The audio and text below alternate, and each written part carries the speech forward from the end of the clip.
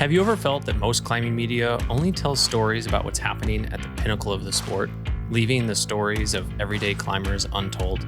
I'm Kyle, and I believe that there is a growing group of climbers that wants representation. Welcome to the Climbing Majority podcast, where I capture the stories, experiences, and lessons of non-professional climbers, guides, and athletes from around the world. Come join me as I dive deep into a more relatable world of climbing. Welcome back to the show. Today, we are stepping behind the screens and into the lives of Cody and Victoria Blue, a climbing couple who have built a sustainable life around capturing and sharing their adventures in the mountains. Relatively new to climbing, their success lies not in the groundbreaking nature of their climbing achievements, but in their remarkable abilities as videographers and storytellers in the environments that inspire us the most. Recently, Cody and Victoria documented their journey up one of the most iconic mountains in the world, the Matterhorn. The short film these two produced is super well done and really showcases their strengths as storytellers and artists. If you haven't seen it yet, I highly recommend checking it out on their YouTube channel. Filming in the mountains is already an immense challenge, but being both the filmmaker and the subject, while also focusing on climbing safely, that's a whole different level of difficulty and a challenge that simply cannot go overstated. How do you decide what moments are worth capturing? Do you film everything? Or does documenting the entire experience risk taking away from the present moment? These are the kind of questions we explore in this conversation, gaining a deeper understanding of what it's really like to create the videos we all love to watch. I was psyched to sit down with Cody and Victoria and dive into such relatable and thought-provoking topics. The term influencer often comes with mixed opinions, but these two are living their dream and have found a way to support a life of creation and climbing. I have a huge amount of respect for that, and I cannot wait to see where their skills take them next. And now I bring you my conversation with Cody and Victoria Blue.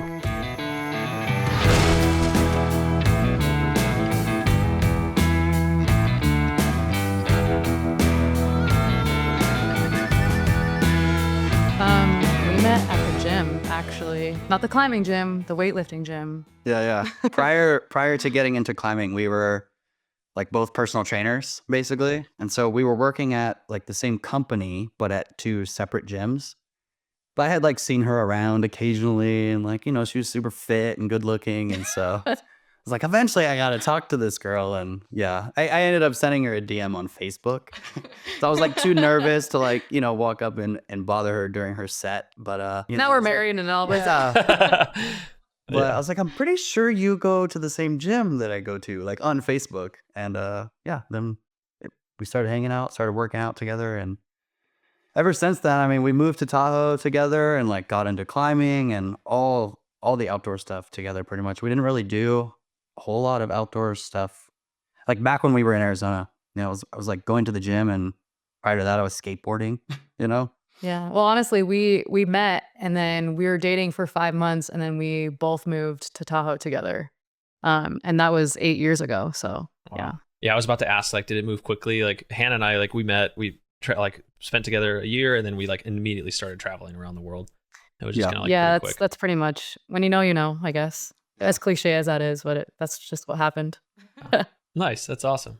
And so, Cody, you were saying like you were not like the climbing aspect of your life hadn't really grabbed you at that point. Like Victoria, for yourself, is that kind of the same situation where you're just kind of a gym head at that point? Yeah. Well, yeah. I was a gymnast growing up, like competitive gymnast, and just my family didn't do anything outdoors, which I just was never introduced to anything like that. And then so when we moved to Tahoe, it's just like the accessibility here is just insane. So you can go mountain biking, snowboarding. We got into rock climbing only 4 years ago, actually, 4 or 5 years ago. Yeah, I think we're going into like our 5th season. But yeah, originally like I knew about this place called Lake Tahoe, and like I wanted to come here just to go snowboarding, basically.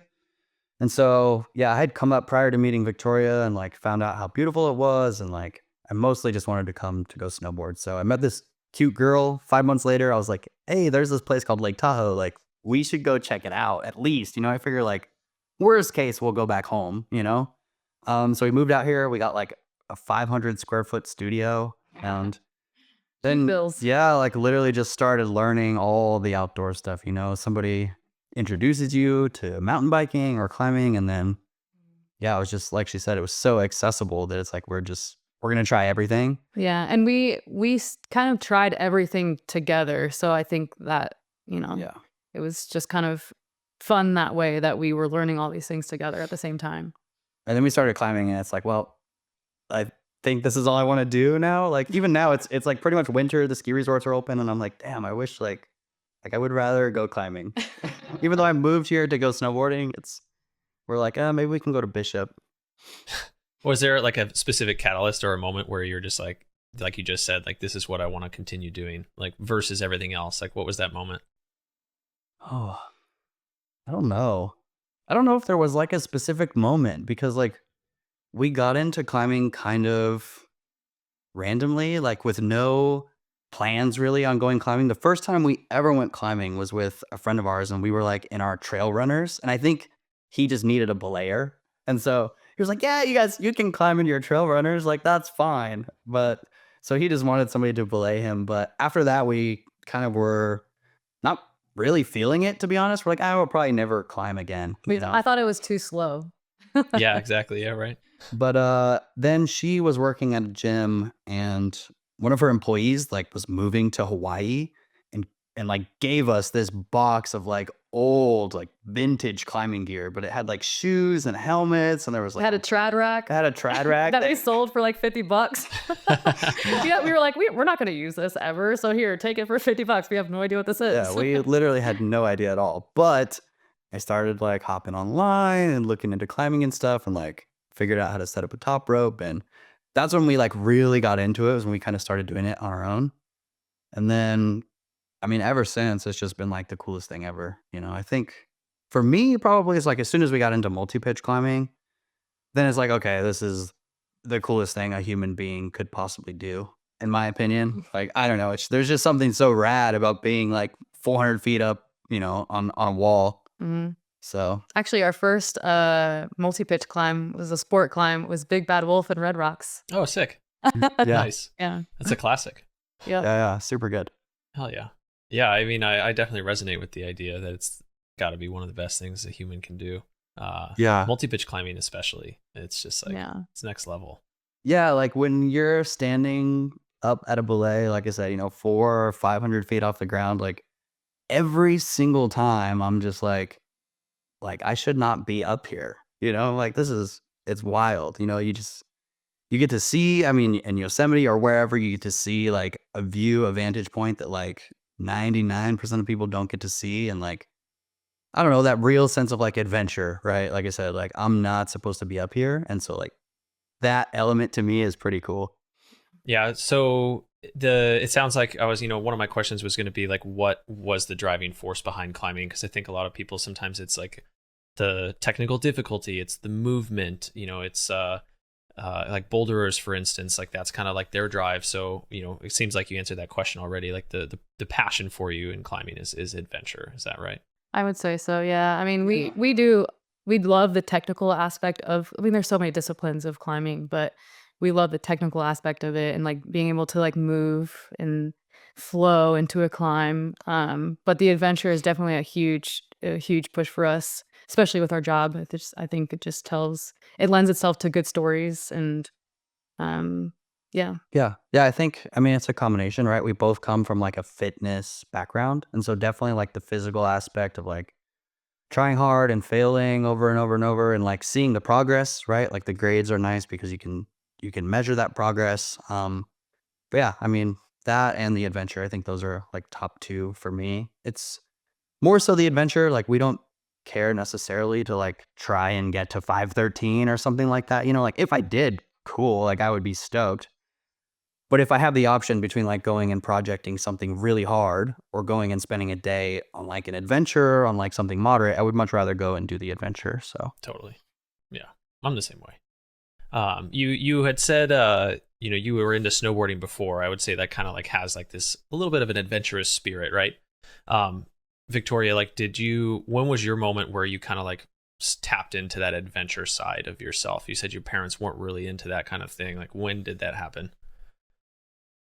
Yeah, that's funny because with gymnastics, like it's very structured, right? Like, I mean, I'm practicing 4.5 hours a day, 5 days a week. There wasn't really any adventure in that, right? So I it's interesting that you asked that question, but I would say that kind of Cody brought that adventurous spirit out of me, just knowing that something was possible or even that it was even available to me to even try.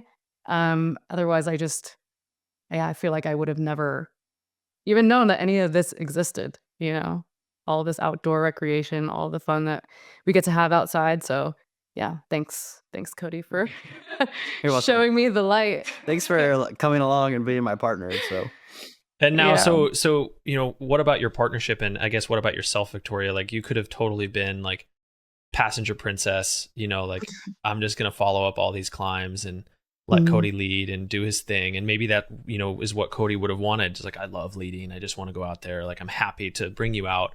Like, you lead trad, and I think that's really cool. Like, what, like, was that like a decision in your mind where you chose to do that, or was it just like totally clear? You're just like, of course I'm going to do this. Like, what was that decision like? Yeah. It's a little bit of like the competitive spirit in me to like keep up with him, but also like once we started getting into multi-pitch climbing, it's like I wanted to be a part of the team.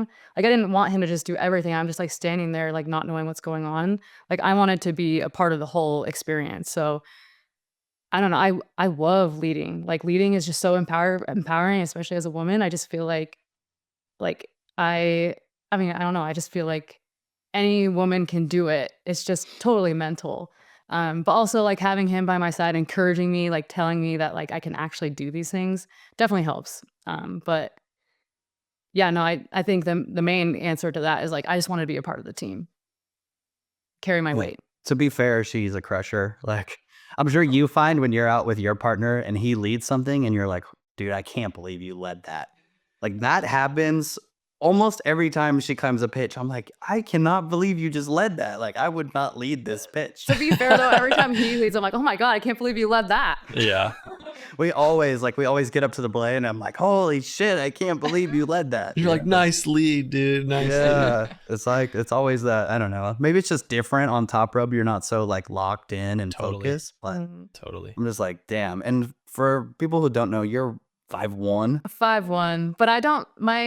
My height is not an excuse for me because all the professional female climbers are short and they can do like the same level as all the Yeah, men. like So, Lynn Hill was 5'2", right? Yeah. Emily Harrington's short. Yeah, I mean like so I try not to use my height as You an guys just excuse. have the best technique. Yeah. Yeah, I mean and they were all gymnasts too, so it's Ah. definitely that. Nice.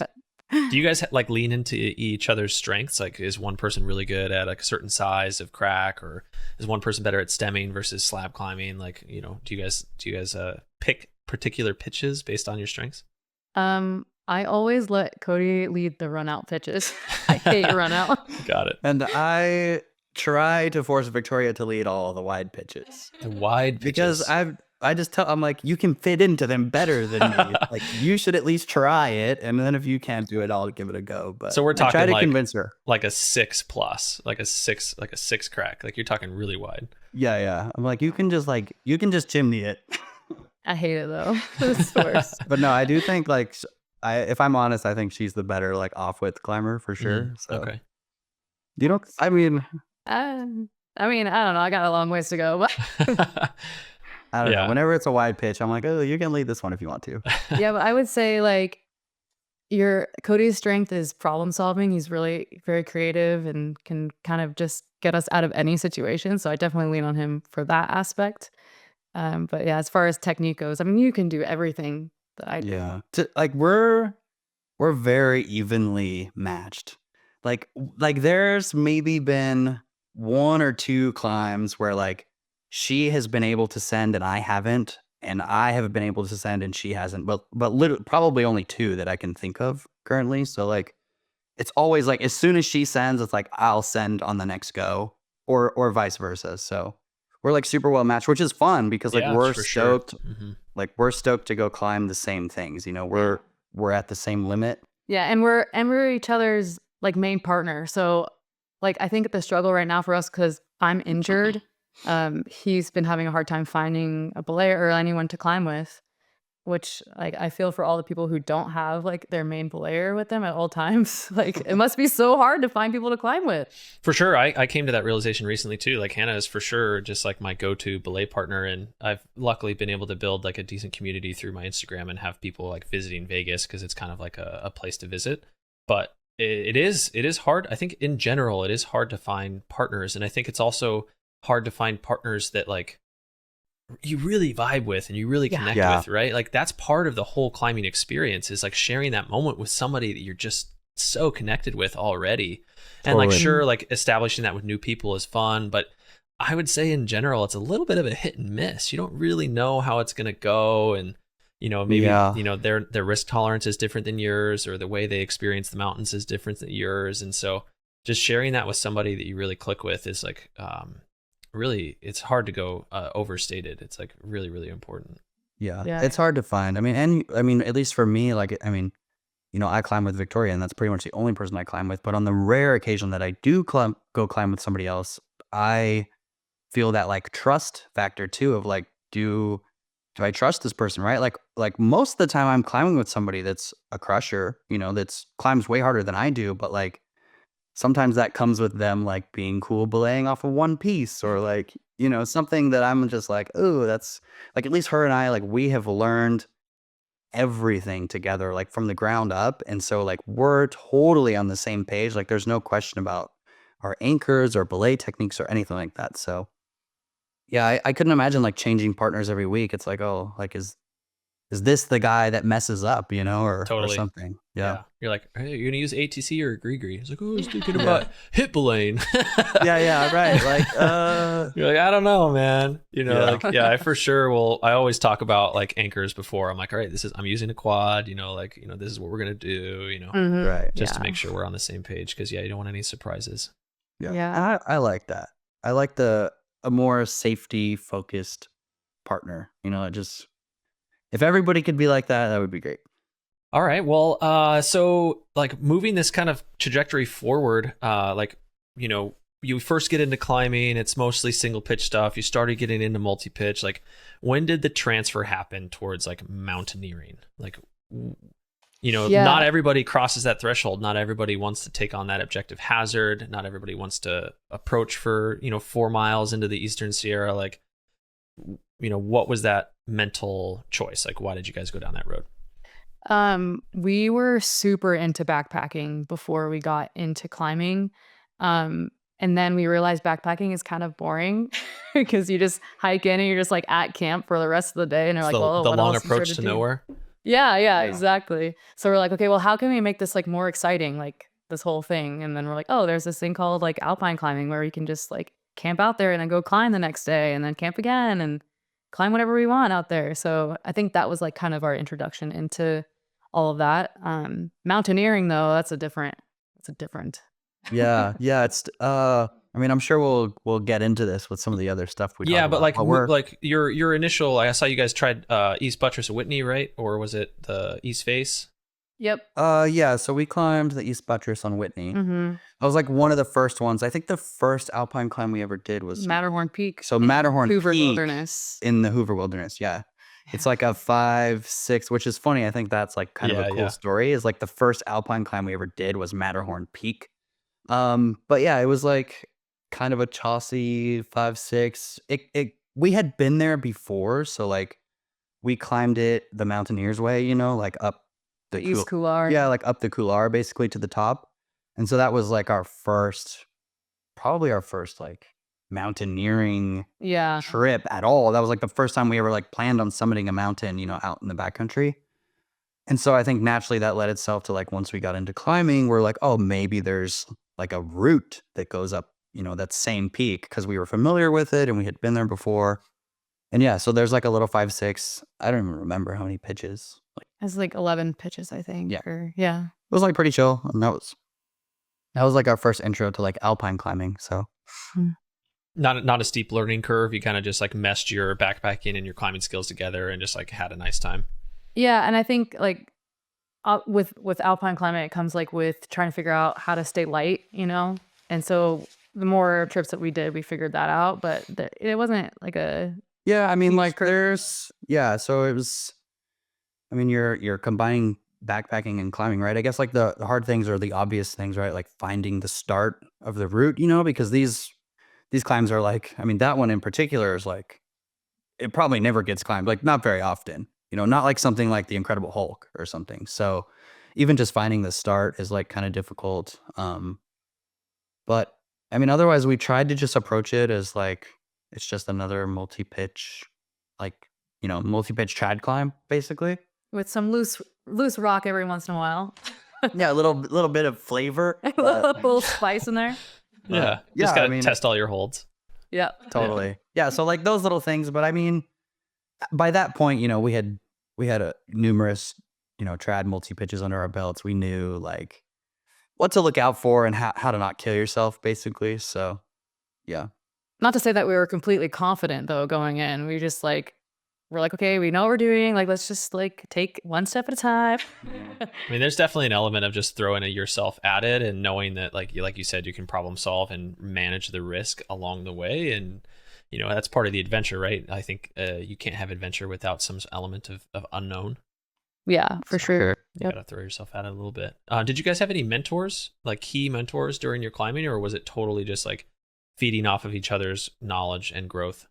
Yeah, I think to our detriment, we didn't have mentors, but looking back, I kind of wish that we did because I think that we would be way more advanced now. Yeah. I think it's like our progress has been slow, at least slower than like some of our friends. I mean, the only person or like mentor, I mean, I think you had the Gravity Lab, Brant. Yeah, Brent Heisman. on. So he like showed us how to play skier, basically. Mhm. He was like the guy that like took us to the crag and was like, this is how you place a nut. But like that was kind of the extent of like the mentorship. We pretty much after that it was like, well, okay, like where's a 5-4? Like let's go try it. Yeah. But yeah, we're definitely like self-taught for sure, which like Victoria was saying, if I could do it all over or like give any advice, it's like definitely find somebody who, just because I think like the first 2 years that we started climbing was like, we were so timid and like scared and like not really sure if we were doing everything right, which maybe isn't the best place to be. Obviously, we took it easy. Like we were climbing 5-4 for like the first year, right? Just because to make sure that nothing was going to go wrong. Yeah. But I think you would progress much faster if you had, Yeah.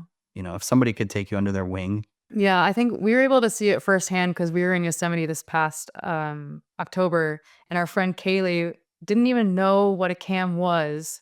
We taught her everything we knew, and in 2 weeks, she was leading a 5.8 in Yosemite. Wow. Yeah, but that's because like I mean, she was climbing with us every she's day. climbing with you every Yeah, day, and yeah. like trusted him, and trusted the gear because she was seeing other people climb, and like to me that just showed me like, okay, like if you had somebody with like coaching you pretty much like every day, like your progress could be way more than you could ever imagine. And your confidence, and just think everything would be much better. She could be like a total anomaly, but Could be totally. but it was interesting to see. I'm like, damn, like it took me, probably 2 seasons to get to like 5.8. Yeah. I think it But- depends too. It sounds like you guys took the cautious approach, and I think that Sure. is good. I think that like I have a similar story. Like I had someone take me out and be like, "Here's a nut, here's a cam, here's how to build an anchor," and it's like, "Okay, good luck."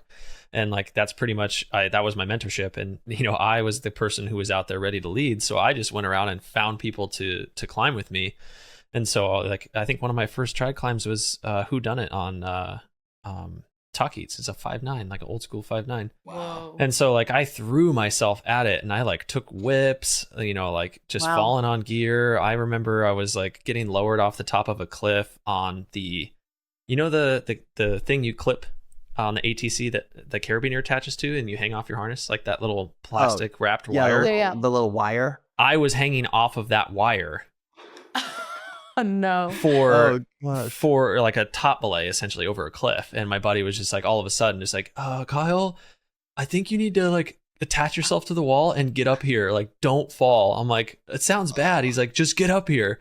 And like sure enough I get up there, and like the wire is stretched really wide, and like it would have been really bad. But anyway, my lesson here is like, yeah, like you said, Cody, like the first 2 years, I'd say the first year of trad climbing is super dangerous, especially if you don't have someone that's like completely taking you under your wing and like totally showing you the ropes and guiding you down and like, no, don't do that. You know, that's going to kill you. You know, no, maybe you should double up gear here. And if you don't have that, it's like really important to stay cautious. And like you guys did, I think that's a great lesson. Because I think there's a lot of people that like take the basics and they just run with it. And some people get lucky like I did, and some people get horrifically injured, and some people don't live past their first year. So it's like, you know, there's a lot of risk involved. So it's just important. I think the mentorship is really good. If you have the cash and you can't find a mentor, hire a guide. Totally.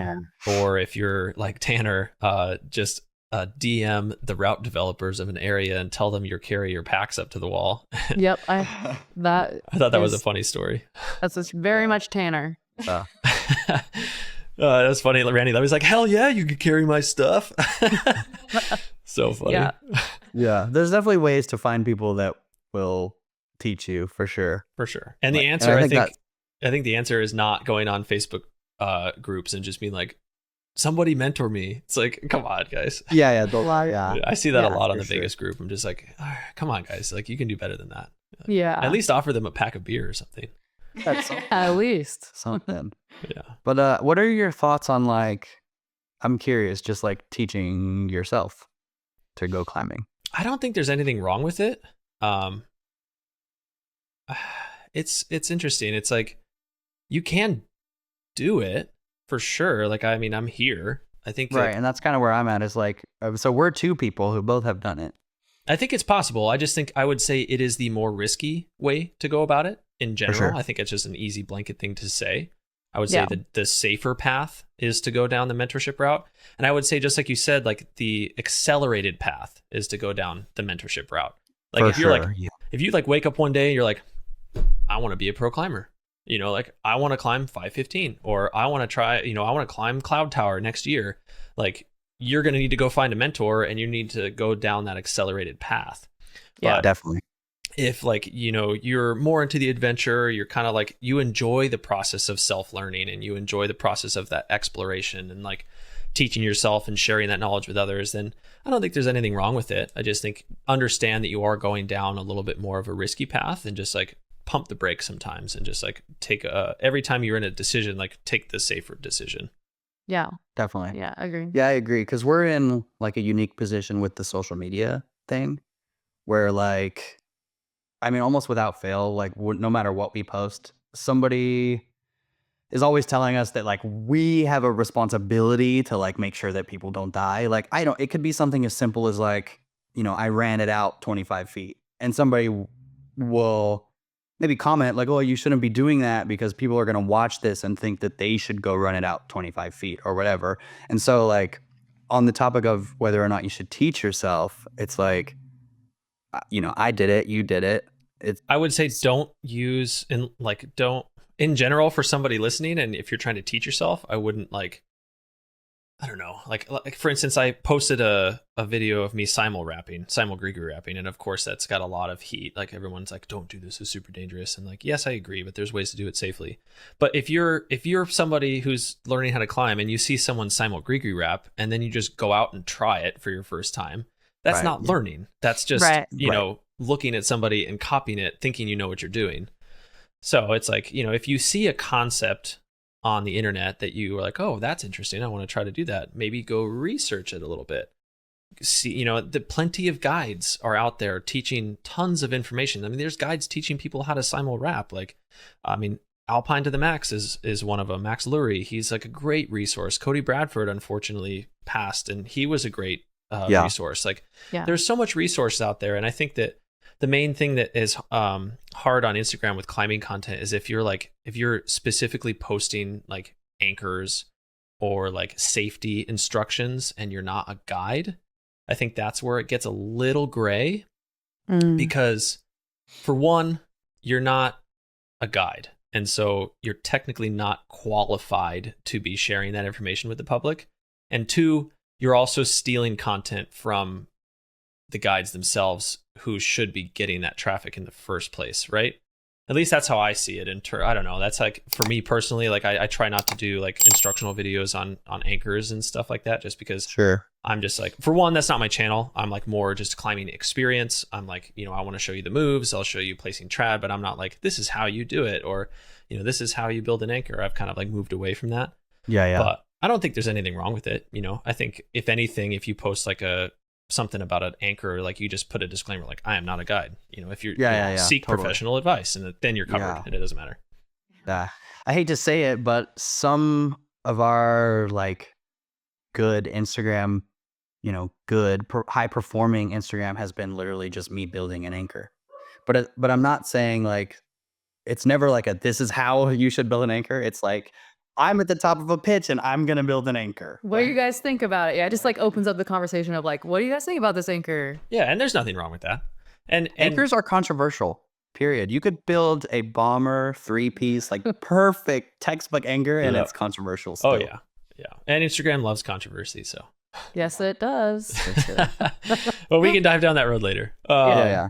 But yeah, in terms of teaching yourself, I think it takes, you know, a special type of person. You need to be like very detail oriented. You need to be willing to like read some books, probably. Like that's the road that I went down, you know, like the Freedom of the Hills and all the climbing anchor field guides and like, you know, the things that are written by guides that I think, you know, are going to give you the best information and keep you safe. And also practice stuff on the ground. Yeah, totally. Like, don't practice your first anchor off after your first lead. Yeah, you know, like seriously, yeah. Practice it on the ground. And also another thing too, like just on self-teaching that I didn't know in the beginning, I would recommend people to learn how to aid climb early on. Yeah, we've heard about that. Yeah, that's just teach yourself how to aid climb for the first, like do a pitch. Like at least it builds that relationship with trad gear, right? Because you know, like you could place as many pieces as you want, but you don't really know if it's going to hold until you whip on it. Yeah, and totally. Maybe it doesn't hold and you break both your ankles. You know, it's like, you know, it could happen. It happens to plenty of people. And so it's just like building that relationship with the trad gear, I think is super important. And it's something that I missed. And I think that's like a good lesson for people. It's just like build that relationship and don't just trust it because you think it's good, because you don't really know. Yeah. No, I think I agree with that.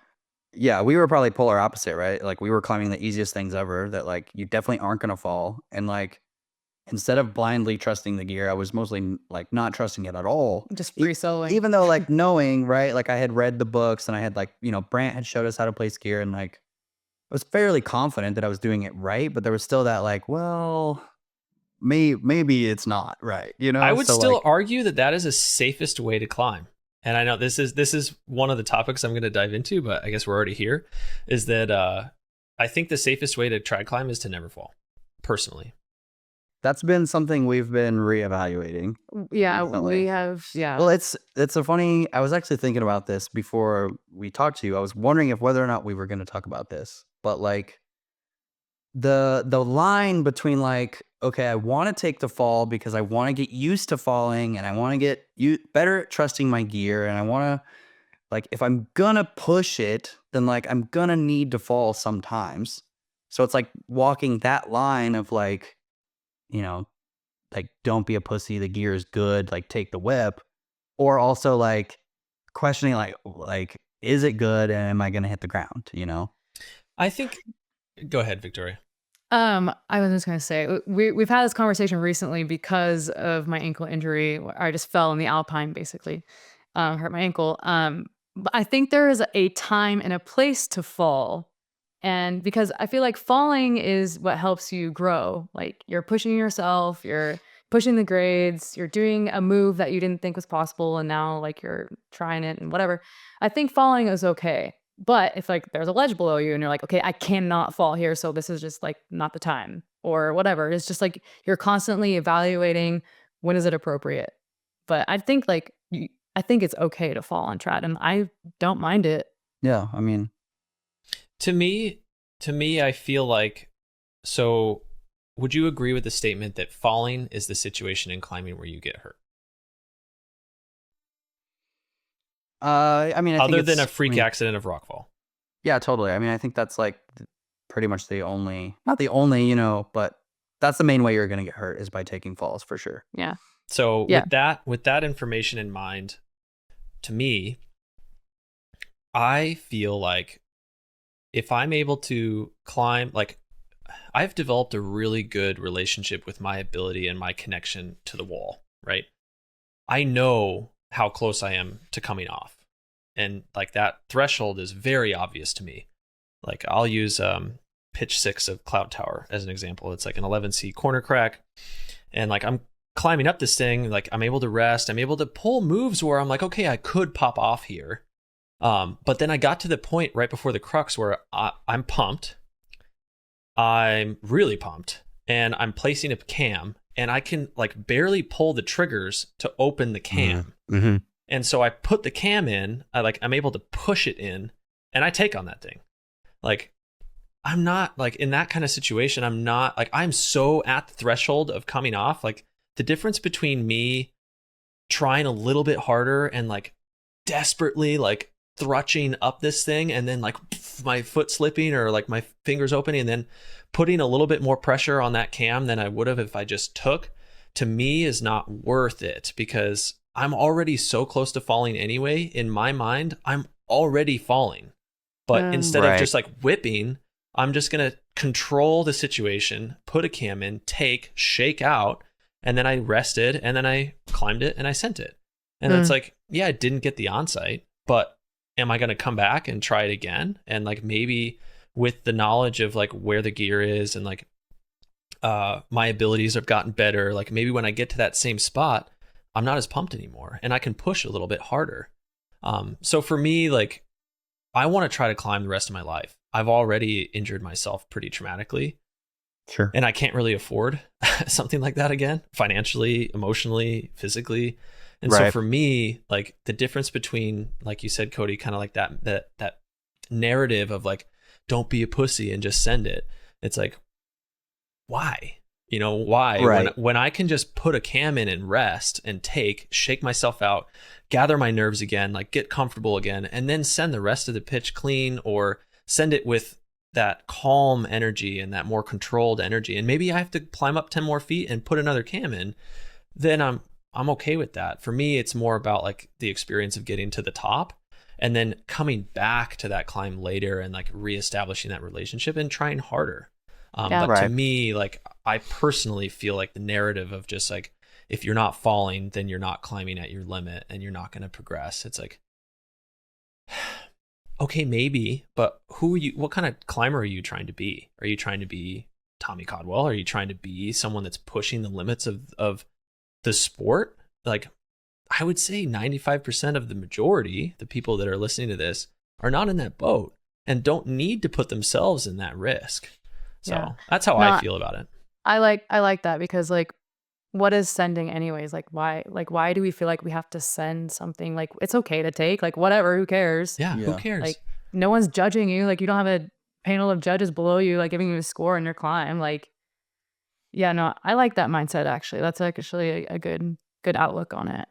Yeah, I think we're like, again, for me, it's still a little bit of like a line, you know, because it's circumstantial, right? Like just a crazy example, if I have like 5 number 2s below me and I'm cruxing out, like I'm probably going to take the fall because like I know the gear is bomber, like I've got plenty of pieces below me and like, I don't know, I guess there's something. It's kind of fun. It's fun to like fall. It's fun to fall. Okay. Part of the experience. Like, I mean, it's not fun, obviously, to get hurt, which I'm sure we'll talk about. Yeah. But I guess to me, I'm okay with falling. I'm not okay with choosing to fall.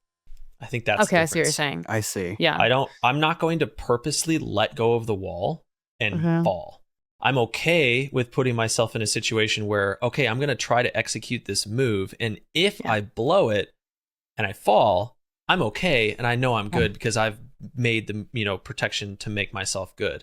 But I think, if I get to a point where I'm like close to the limit and like my abilities are failing, I'm going to place and take. Yeah. That's kind of like how I feel. Yeah. I think if you put it that way, after the experience we've been through with the injury and all that, and how she hasn't climbed in 4 months. 4 months now. Yeah, I think like that's kind of what we figured out is like, I mean, sometimes you're going to fall totally unexpectedly. Yeah. And like, there's nothing you can do about that. But if you're at a point where like you can plug a cam and like either take on it or even just grab on it, you know, French free on it, just to keep yourself from taking like a big whip or something. I totally agree. I think like there's no pride in taking like a big whip just because you're prideful, you know. So yeah, in that case, I mean, I agree. Again, I still feel like it's a little bit circumstantial. If I'm like in the Alpine, Yeah. then I wouldn't. But if I'm like at a roadside, I don't know. It just Yeah. again sometimes Have you had an injury yourself climbing yet? yet. I like how you say yet. Don't put that on him. No, but Sorry, no, I take it because back. I take it back. no, well, what's funny is we posted a video about Victoria's ankle injury, and Yeah, I watched it, yep. somebody was basically saying that like I forget exactly what he said, but he basically was saying like you shouldn't get hurt. And I was like, okay, like find me a climber who's never gotten hurt climbing, and I'll be shocked. So there fact are say, some. like, There are some. I'm sure, but it's very rare. It's rare. But no, nothing. Yeah, I mean, you want to do everything you can to not get hurt, right?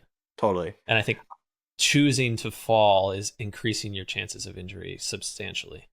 Yeah. I think so. Did you say you watched our video of my fall? Okay, Yeah. so you saw. Well, so I'll just tell you like how it went. But we're on pitch number 4 of our first climb in Chamonix, and like we were so stoked to be in Chamonix. Like that's like why we traveled to Europe, is to go climb out there in the Blanc Massif. And anyway, so we're on pitch 4, and it was like this beautiful left leaning finger crack, and I was crushing it, and the finger locks were so amazing, and like the exposure was wild. And I was like just at the lip of like getting past the finger crack, and I was like, I think I could just run it out and I'll just get over this spot, because I was like already getting pumped. I was running out and just get over. And then I just like had it in my head that I was just gonna run it out. And then I was maybe like 5 feet or 8 feet above my last piece, and it was like down to the right of me. And I just got so pumped, and I couldn't find a handhold. Like my feet were kind of missing, and like I just like, I'm just tired. I'm just gonna take the fall. Now I'm kind of lucky that we had the video, because I can kind of see where everything went wrong. And so now I know, like it was a huge learning experience for me, but now I know. But I took the fall, and I just kind of like rotated towards my last piece, and my left foot caught onto the wall before like I completely, before the rope stretched. Yeah. And then it just rotated my ankle inwards, and yeah, that's how I hurt it. But with that being said, is like I could have totally just plugged a piece and like hung on it, and I would have been totally fine. So yeah, and my lesson is that don't fall in the Alpine, because rescue services are far, and it's just not the time to take big whips. Like it's not the time to like push your limits out in the Alpine, when it's like there's a lot of risk involved. So yeah, I mean, just learning all around this past 4 months of being injured. Yeah. You watch the video 100 times and you're like, damn, like I should have down climbed a little bit or something. Yeah. Dude, like, I do beat myself up though, because I gave up. Like I was just like, oh, there was a hand jam like right there, or I it was just, like, wide. I saw you trying to cup the hand jam. It was like so desperate. Yeah, it was so desperate. It was so bad. But it definitely, like when I first watched it, like, obviously armchair, keyboard warrior over here. I was just like, yeah, like that was a number 2, Yeah.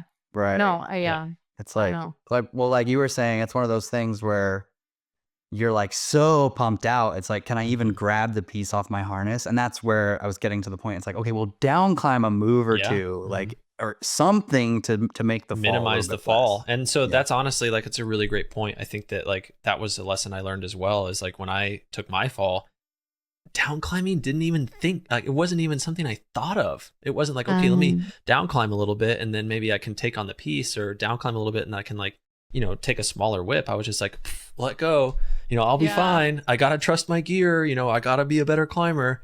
And like, look where we are. Yeah. I mean, I don't know. You're crushing it. So That's true. You are crushing. But to be fair, I don't think I would have said like, oh, just got to trust my gear above like what, 2 peanuts or something. I would have been. It was, yeah, no, I mean, yeah, there was a whole different story there. Yeah. The funny thing was though, is the piece held, but the eyelet broke. Yeah, right. That, yeah. So it was a whole nother mind fuck there too. I was just like, wow, okay. And that to me, that just like opened up the door of randomness, right? Like, to me, and maybe this is a limiting belief, and I don't want to put this on anybody, but I truly believe that you don't really know. I don't think you can actually say this piece is 100% good. Like I've put a number 2 in, a constriction, like perfect thing, like textbook granite placement. Everything says that should hold. But what the universe has told me is that human error is gnarly, and there might be something you missed. Maybe it's an old cam. Maybe, it's an expired sling that you didn't look over. Maybe the rock is not as solid as you thought, and actually there's like this little hollow flake there that's going to slide out when the cam opens up. Like maybe it's sandstone and you used a totem instead of a Z4, and it crushes the rock when it opens and that piece rips. Like there's so many variabilities with trad placements that, to me, like to say like this is good 100%, I think, again, just like taking falls, it's like it's just opening up the spectrum of randomness to work against you. And for me, it's like I'm climbing harder routes than I ever have climbed before. Like I'm climbing these routes that like have been on my list since I was a budding trad climber, and I'm climbing with the same mentality, and it's clearly not holding me back. Totally. So yeah, I mean, I agree. Like with the gear thing, I think about this all the time. It's like you place a bomber piece, but as soon as you climb above it, you don't know what happens it's to like, it. It's like once you don't have eyes on it anymore, it's like it's one of those. What's the thing where the cat's in the box? It's like you don't know if it's dead or alive. It's like as soon as you pass it, it's like you don't know if that piece is still good or not. I mean, ideally, right, if you extended it and you did everything right, it should still be where you left it. But how many times is that not the case? Or you start to climb past it and you watch it rotate and you're like, oh, I need to like replace that. Or you climb past your nut and you just watch it come out of the wall. You're like, oh, that's not good. Yeah, totally. But yeah, it's all about managing risk, and I think it's just important to not. I think that the general narrative in the climbing community is like very much, I don't know, like normalizing the risk or suppressing the amount of risk, or like I don't know what exactly it is. And I get it. Like climbing is very much steeped in this like hubris mentality, and it's definitely a part of the sport. But I think as more of us, start to digest the sport and go after it, there's a lot of us that have full-time jobs and lives and things that depend on our physical health. And I'm sorry, but unfortunately climbing is amazing, but it does not pay the bills for most people. And it, having a traumatic accident can really ruin people's lives. And so I think it's just important to like normalize that safety and just like have people reframe their perception on risk just a little bit. Just be like, do I need to fall here? Yeah. Could I take, okay, maybe I've climbed this 5 times. I've placed the gear 6 times. I've tested the pieces at the crux. I know they're good. Okay, cool. Take the whip, try your hardest to climb it like a sport route. There's a time and place. There's a balance that needs to be had between risk taking and taking the fall and all that. Yeah. Well, nice. It seems like a great place to let's traverse into the Matterhorn. So in the documentary, which was such a beautifully shot experience, by the way. Can I just say thank you for calling it a documentary and not a vlog? Not a vlog. Thank you. No, it was great. No, it was honestly great. I'm an aspiring filmmaker myself, and at the moment I don't have a lot of time to go shoot these kind of things that I have visions for, but that kind of thing is like I would be beside myself if I could create something like that. So I really just like from another creator to another is like really well done. Hats off to you. Thank you. So in the beginning of the film, you said, I never imagined that I would be here standing in the dark at the base of one of the most deadly mountains in the world. And then you said it again later in the film. So why did you choose the objective? Do you want to answer that? Yeah. So our friends, Isabel and Sentry, were planning on climbing the Matterhorn. Like that was like their bucket list climb. And we're like, the Matterhorn was just like never on our list of climbs that we wanted to do. And so we're like, oh, our friends are going to do it. Like, we'll just go and do it with them. And they're like, yeah, it's 5'4". Like, it should be easy, whatever. And then like we did our research, and like the first thing that comes up on the Matterhorn is like 500 people have died since its first ascent, and it's like one of the deadliest mountains in the world. Like, what are we getting into? Well, she was pretty like on board and was like, yeah, we're gonna climb the Matterhorns 5-4, like should be fine.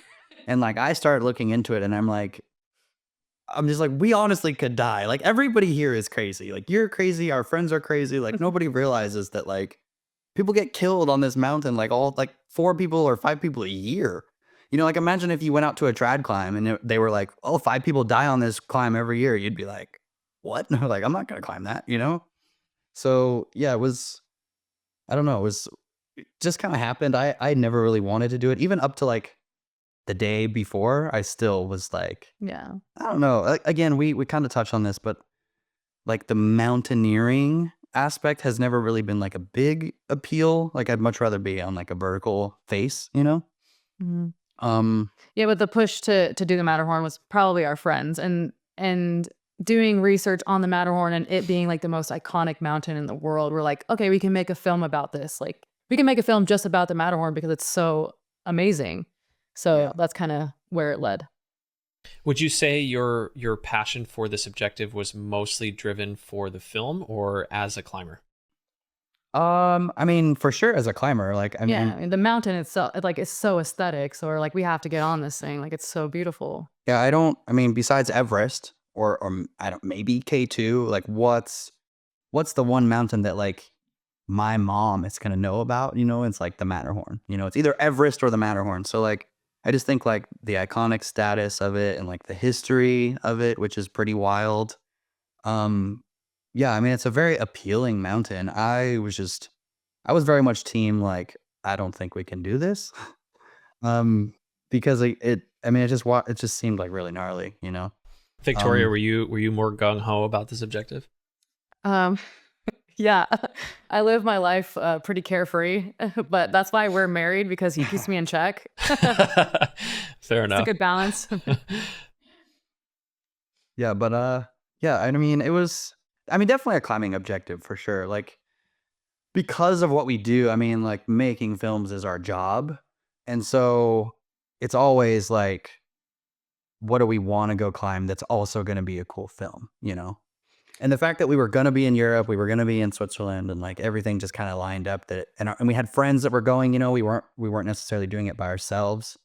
So Just, you I guys mean, you made it. guys were headed to the area without having chosen the mountain as your objective in the first place? No, we knew we wanted to go to Europe. And so kind of when we started making those plans, it was like Chamonix was like number one. Like we wanted to go climb in Chamonix, and it was like, okay, well, what else can we do? And then our friends brought up the fact that like, oh, hey, we're gonna go climb the Matterhorn. And I'm like, okay, I'd literally never considered that. But Were they out there with you? um Did they climb Yeah. it? Yeah. So the day that we climbed, they were with us, but they turned around pretty soon in the beginning because there was like some lightning in the distance, and like Yeah. they they were a Spooky. little bit slower. And so they're like, yeah, today's not our day. Like, we're just going to turn around. And so we're like, okay, we're going to try to do it. And so we met up with them later, but In terms of like, so this mountain has this lore, right? And there's kind of like this risk built around it. Like how serious was that risk in your guys' head before the day before? And then also, did you have anybody in the town that was like trying to talk you out of it? oh my gosh, that's so funny that you asked that. Okay, we were walking around town that is. and someone had noticed us from like our YouTube channel. And they were like, oh, like, what are you guys doing here? Like, oh, we're going to go climb the Matterhorn. And he was like, oh, did you guys hear about it was like 3 people that Yeah, died last weekend? We're like, no. And so like, he was like, I've heard a lot of things about it. It seems pretty hard. Well, like, yeah. So yes, we did have people tell us that like, yeah, Yes. it's pretty dangerous. That's pretty, yeah, interesting that you asked that, because yeah, we were just walking through town, and like she said, some guy just recognized us, and maybe that should have been like a clue of like, don't, like, if a guy who lives here basically is telling you like, maybe you shouldn't. Yeah.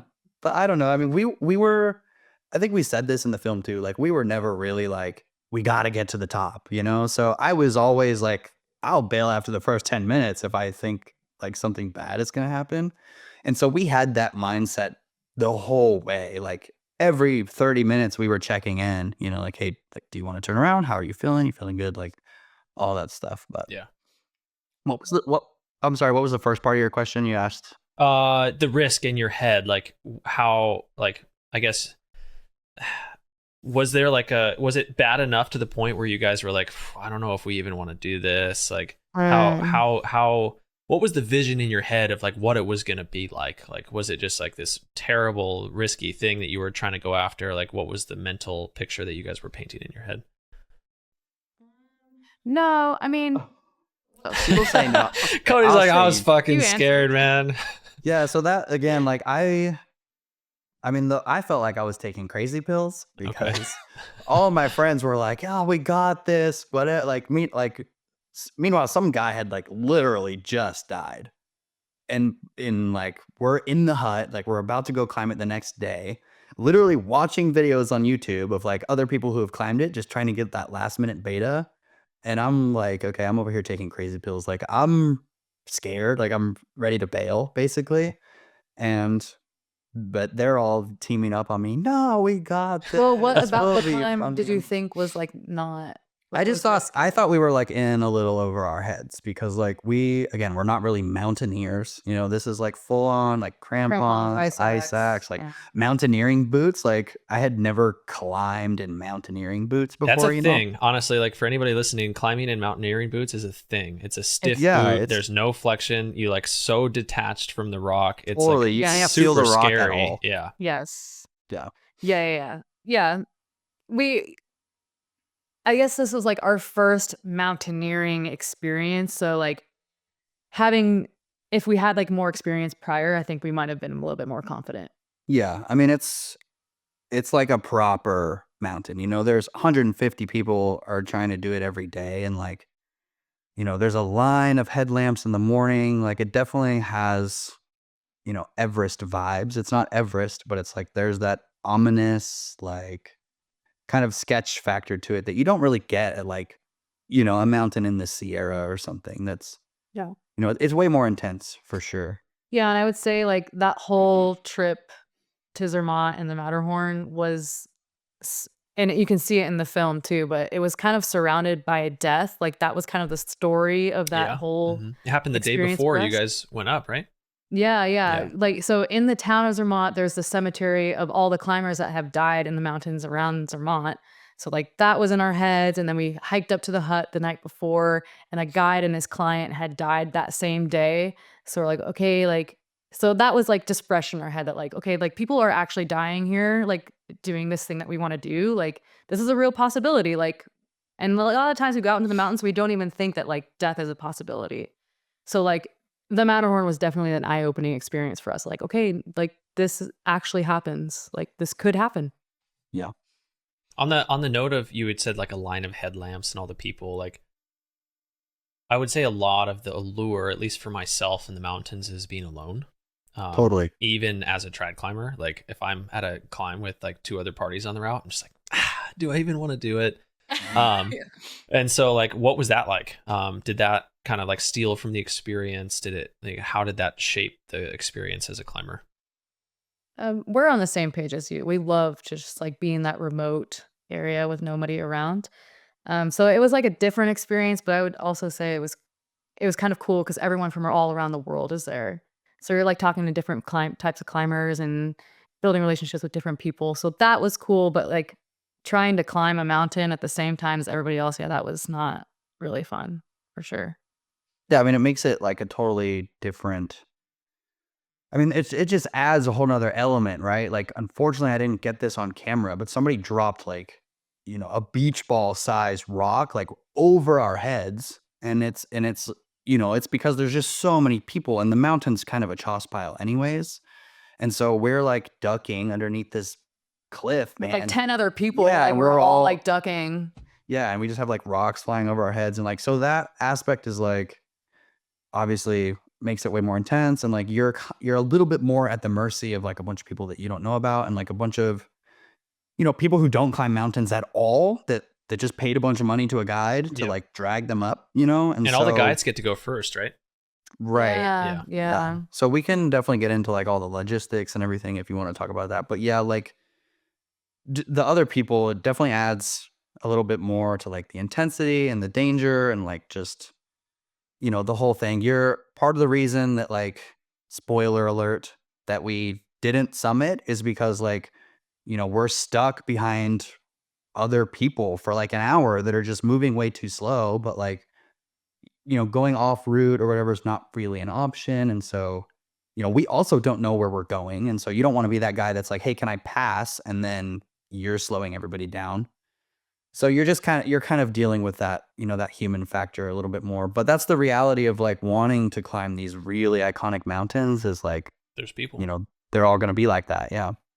We just interviewed, I just interviewed Paul Ramsden, and he had the same thing to say about climbs, like remote climbs in like Nepal and Pakistan. He was just like, yeah, like, I don't like going after climbs like that because there's going to be people there. I'm like, really? Crazy. Like, there's going to be people in like the deep regions of Pakistan? He's like, yeah, there's Congo lions. I'm like, that's crazy. Oh my God. It's That crazy. is yeah, that's wild. Crazy. But yeah, the people aspect to me really would rub me the wrong way. Like, I saw that shot of like everybody climbing the ladder and standing in line. I was like, wait, we at Disneyland? Like, what's going on here? Right. Really, really hard to swallow that one. I'm sure, Matt, like once you're up on the face and everybody kind of like gets separated a little bit, it's not as congested and kind of like imposing. Yeah. Totally. But then you have, 20 people ahead of you kicking rocks potentially. And then you've got like choke points and everybody, you got slow people. So it definitely is. It's a huge factor to consider for sure. Yeah, it is. And like, again, it's not preference for us. Like I would much rather not, but like, I mean, there are other routes on the Matterhorn. Having ever been there before and all that, we wanted to take the easiest, most popular, so there are ways to avoid the people, but in that case, it's, that's like a once in a lifetime thing. It's like, I would rather not be standing in this line, but at the same time, like how crazy cool is this experience? Even just to be there with all the people is like can be cool in a way, Yeah. Yeah, I can see that. So the risk in your head when you were building it up the day before versus the risk and the experience on the mountain, like what was that like? Like, did you build it up more than it was? Was it as bad as it was? Like, kind of talk about the comparison between the two. Yeah. Like when you go to a climb and you like just feel that anxiousness, like you haven't climbed on it yet, you don't know what to expect on it, and you feel like you're just feeling anxious. And then once you start climbing, you're just like, oh yeah, like I know how to do this. Like this is fine. That's kind of exactly what it felt like for me, at least. Yeah, I think I even said that after like you said the ladder, with all the headlamps and like there's a couple fixed lines and stuff. And I think once we got past that area, I definitely felt like my mood changed and I'm like, okay, like this is just like climbing. I've done this before, basically. Yeah. So Yeah, yeah, it seemed like once the sun came up, you guys' mood kind of shifted, and you're like, all right, we got this, For sure. Oh, Yeah. Yeah. Yeah, I mean, traveling in the dark, that's like a whole another thing that we weren't, again, like in mountaineering boots and like all these things that we're not really super experienced with.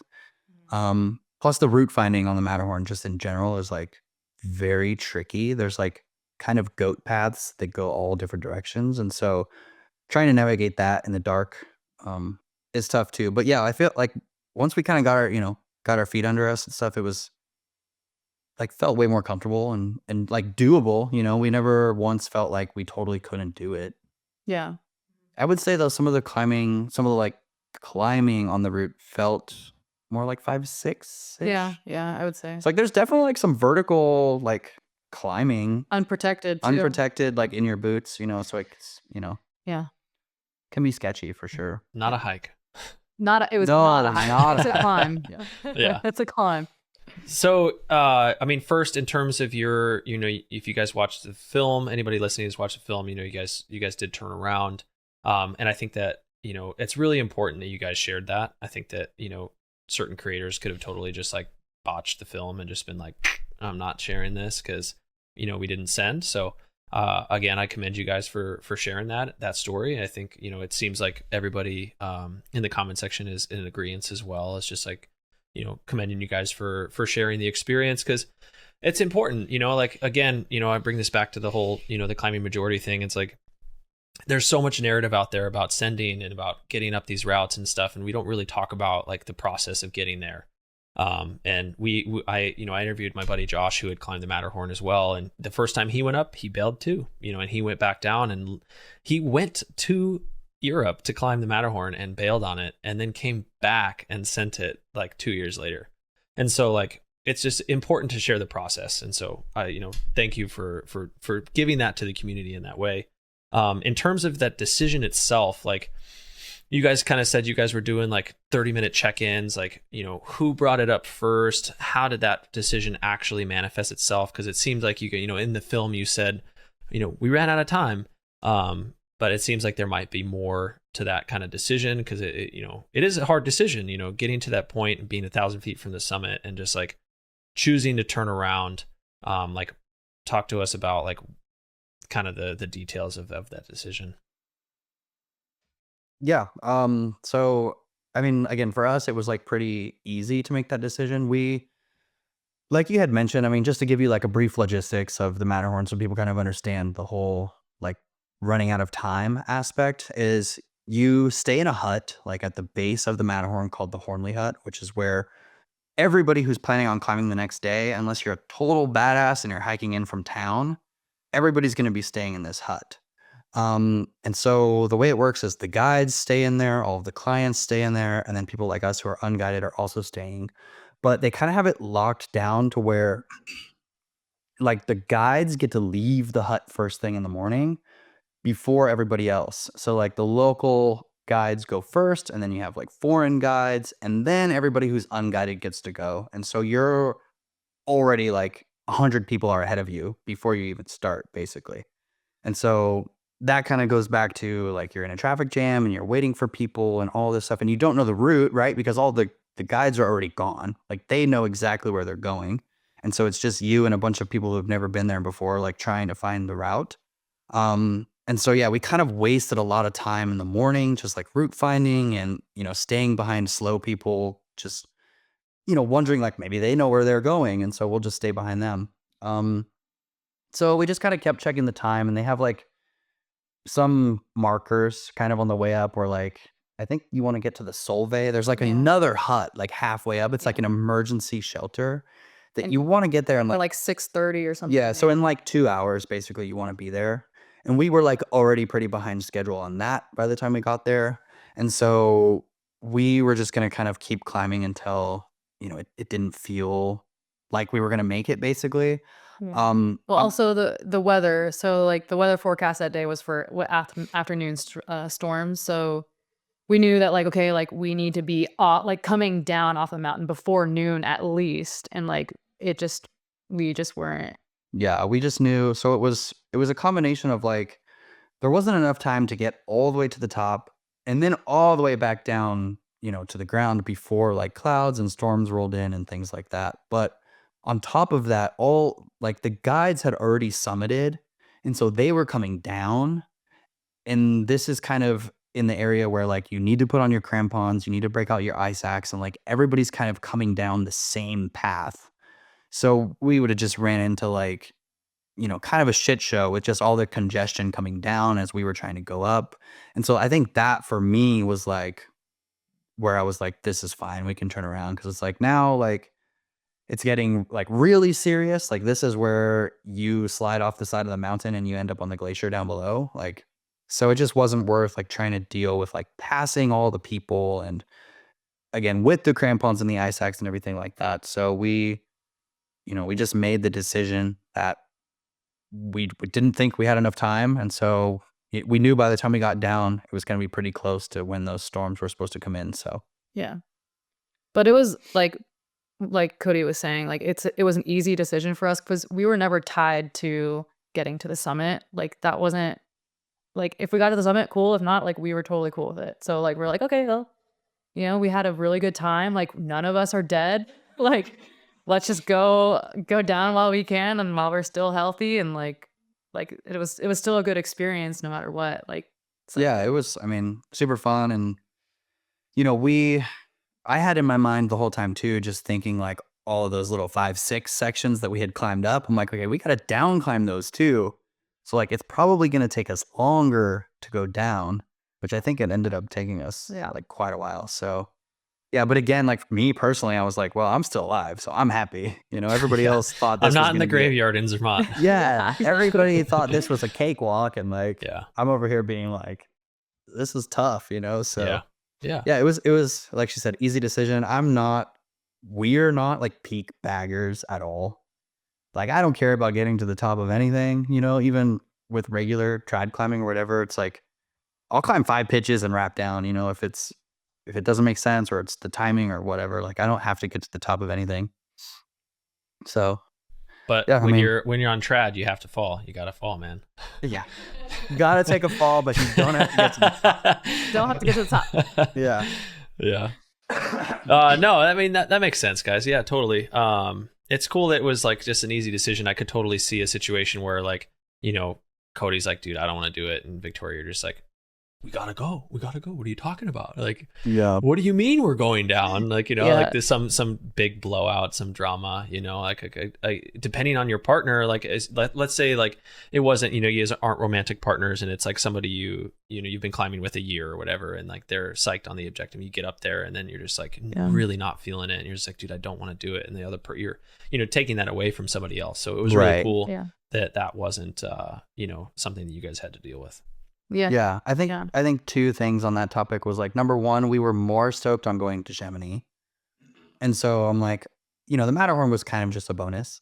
But also I think not only because we're like, you know, in a relationship, but just being a good partner, right? Is we maybe an hour before we bailed, we like paused and had a conversation, and it was like, hey, if either one of us feels like we want to turn around, then we'll turn around. You know, there's no like, we're just going to do it. If you feel like sketched out, I have no pride in like trying to get to the top. So like, just tell me that you're feeling sketched and we'll turn around. And so Yeah. I think that communication is important. And that's, you know, goes back to the whole, like having a good partner that you trust and that you connect with and you guys are on the same page. That's probably like the most important thing that you can do in your climbing career, I think, is like have somebody that you vibe with, you know? Yeah.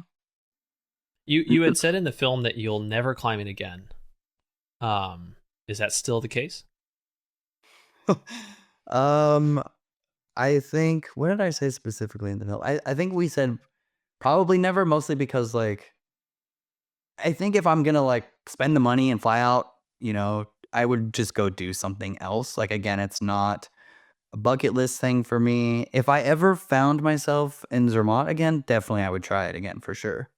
But I just don't think it's like, I would much rather go somewhere else and spend the money on something else. But I don't know. How do you feel? Yeah, I agree. Yeah, I'm not.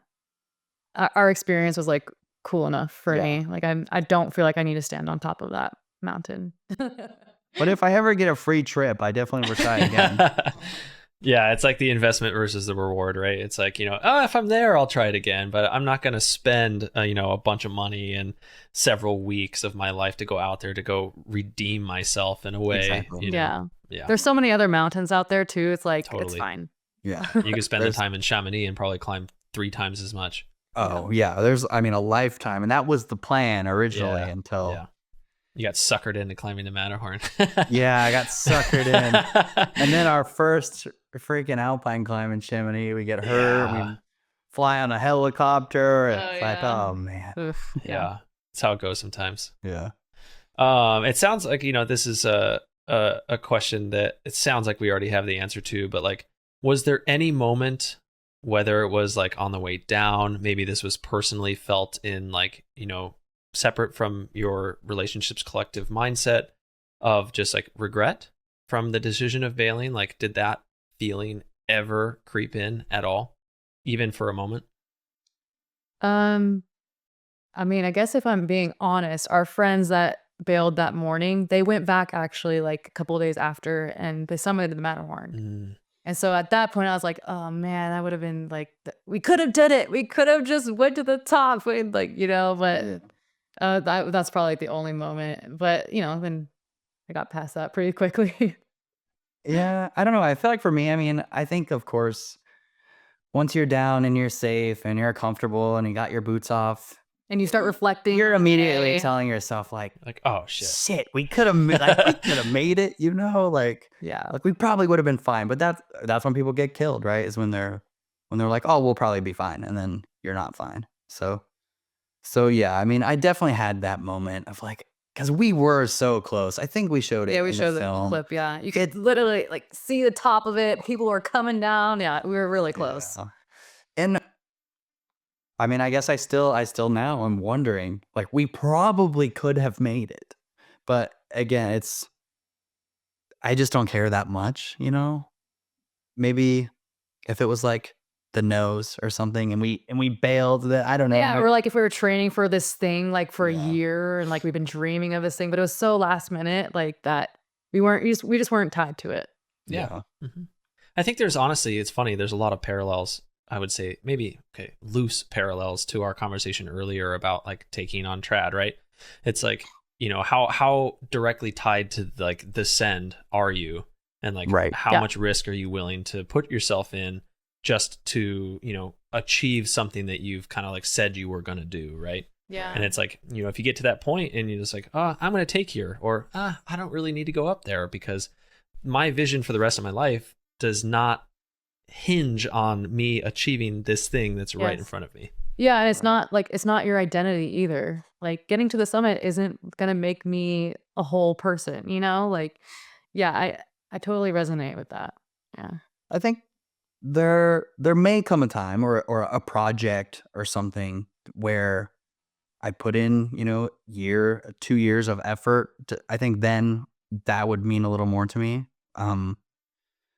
And I think as climbers, like a lot of people are going to have that where it's like that one thing where like or maybe it is the nose or something, you know, and whether you want to free it or aid climb it or whatever, you just want to get up to the top, you know, and so many people, they'll spend a night or two and then they bail. Right. And I feel like for me, it's like, that's something I have to go back and like, Yeah.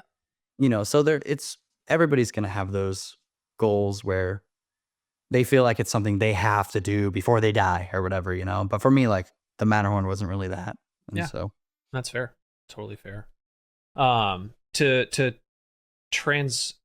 kind of shift this conversation into out of a climbing mindset to a filming mindset of the same objective, do you feel like filming the objective played any role in the outcome of your send? yes, I mean, obviously, right? Like filming is going to slow you down, period. Because, you know, there's a lot of things that are quote unquote movie magic, right? It's like, oh, can you do that again? Or like, can you down climb a little bit and climb back up? Or, you know, little things like that. I mean, it's gonna slow you down. And on something like the Matterhorn, you know, time is definitely of the essence. And so we run into that a lot. You know, a 5-pitch climb takes us a lot longer than it takes somebody else because we're messing with camera gear and we're, you know, hold on, pause real quick so I can get the camera out and get a shot, things like that. So yeah, it definitely changes just the whole The flow the of flow. time. Yeah. Yeah. Yeah, it's an interesting dynamic because not only are we climbers and athletes, but we're like trying to make this story happen and we're trying to film and we're thinking about what the next shot is, but also we're like trying to survive and like we're trying to keep pace. And so yeah, there's just a lot of things that go into the whole filming aspect for us. Yeah, and I think again that's when it can be tough with bailing, right? It's like, oh, like we've been filming. Yeah, we have to get to the top because we're filming here, we're making a movie. Yeah, like we've been filming for 4 days. We have all this footage and like, you know, this is like the This climax. is the This is climax, yeah. right. It's like this is the story. And so I mean, we're pretty good at not letting that, you know, make us continue or make us put ourselves in danger or anything like that. But again, if it was something I'd been looking forward to for 3 years and I've been training, like would the camera have pushed me, you know, to try to go a little bit farther? I don't know. I like to think that it wouldn't. But making films is our job. It's how we, you know, sustain ourselves. It's how we are able to go climbing. So yeah, it changes things. We try not to let it get in the way. But it slows us down. I think that's like the biggest issue with making films about climbing. It just slows, like everything slows down pretty Yeah. much. I want to dive a little bit deeper into kind of like what the experience is actually like. Because I think it's hard for people to understand how much work it actually is. And so I'm interested in like, even like your time in Zermatt, your time in the graveyard, your time hiking before the climb, like your time at the Hornerly hut. Like the difference between somebody up there just experiencing it versus someone who's up there shooting it is tremendously different. And so like, are you up there and are you on film? Or you guys are just like, that's what you're doing pretty much 90% of the time? Or is it kind of just like, oh, whenever I want to pull out the camera? Like how dedicated do you have to be to create something like you did for this film?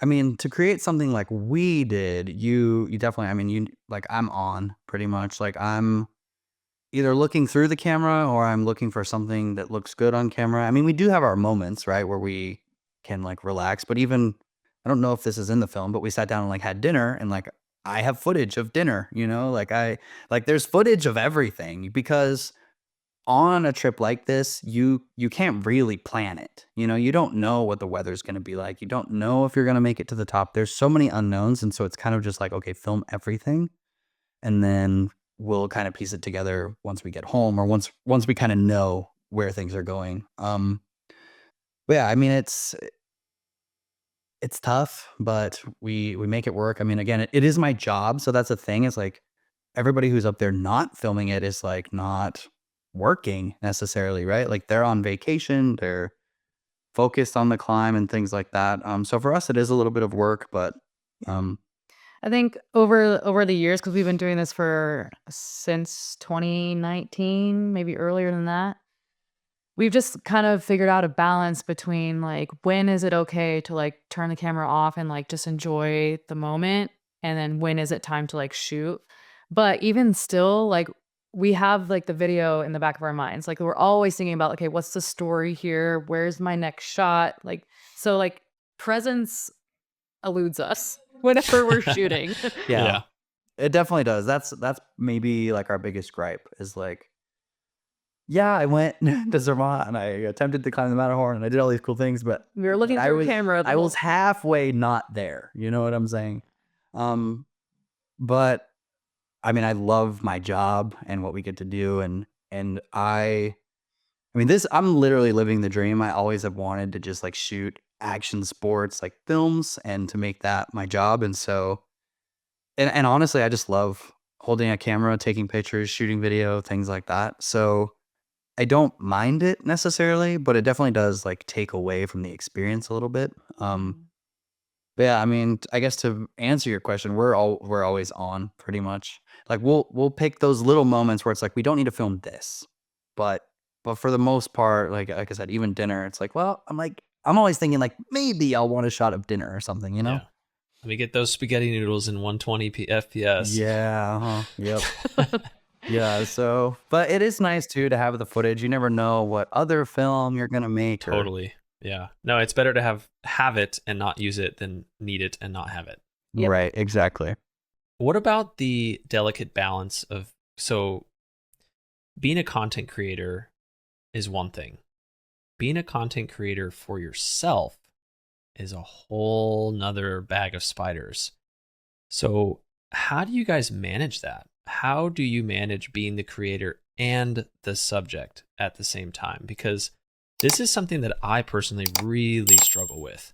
I love being behind a camera. I love creating content, but I hate shooting it of myself.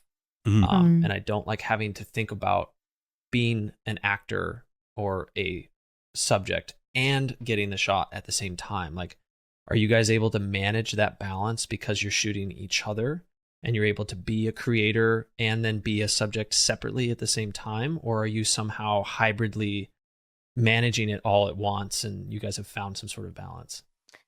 Can I be honest with you? We have this conversation like every single day, and it is very hard for us to film ourselves. Like for years, it's been a struggle for us to do that. So yeah, I don't know how other people do it, and no one has shared secrets with us.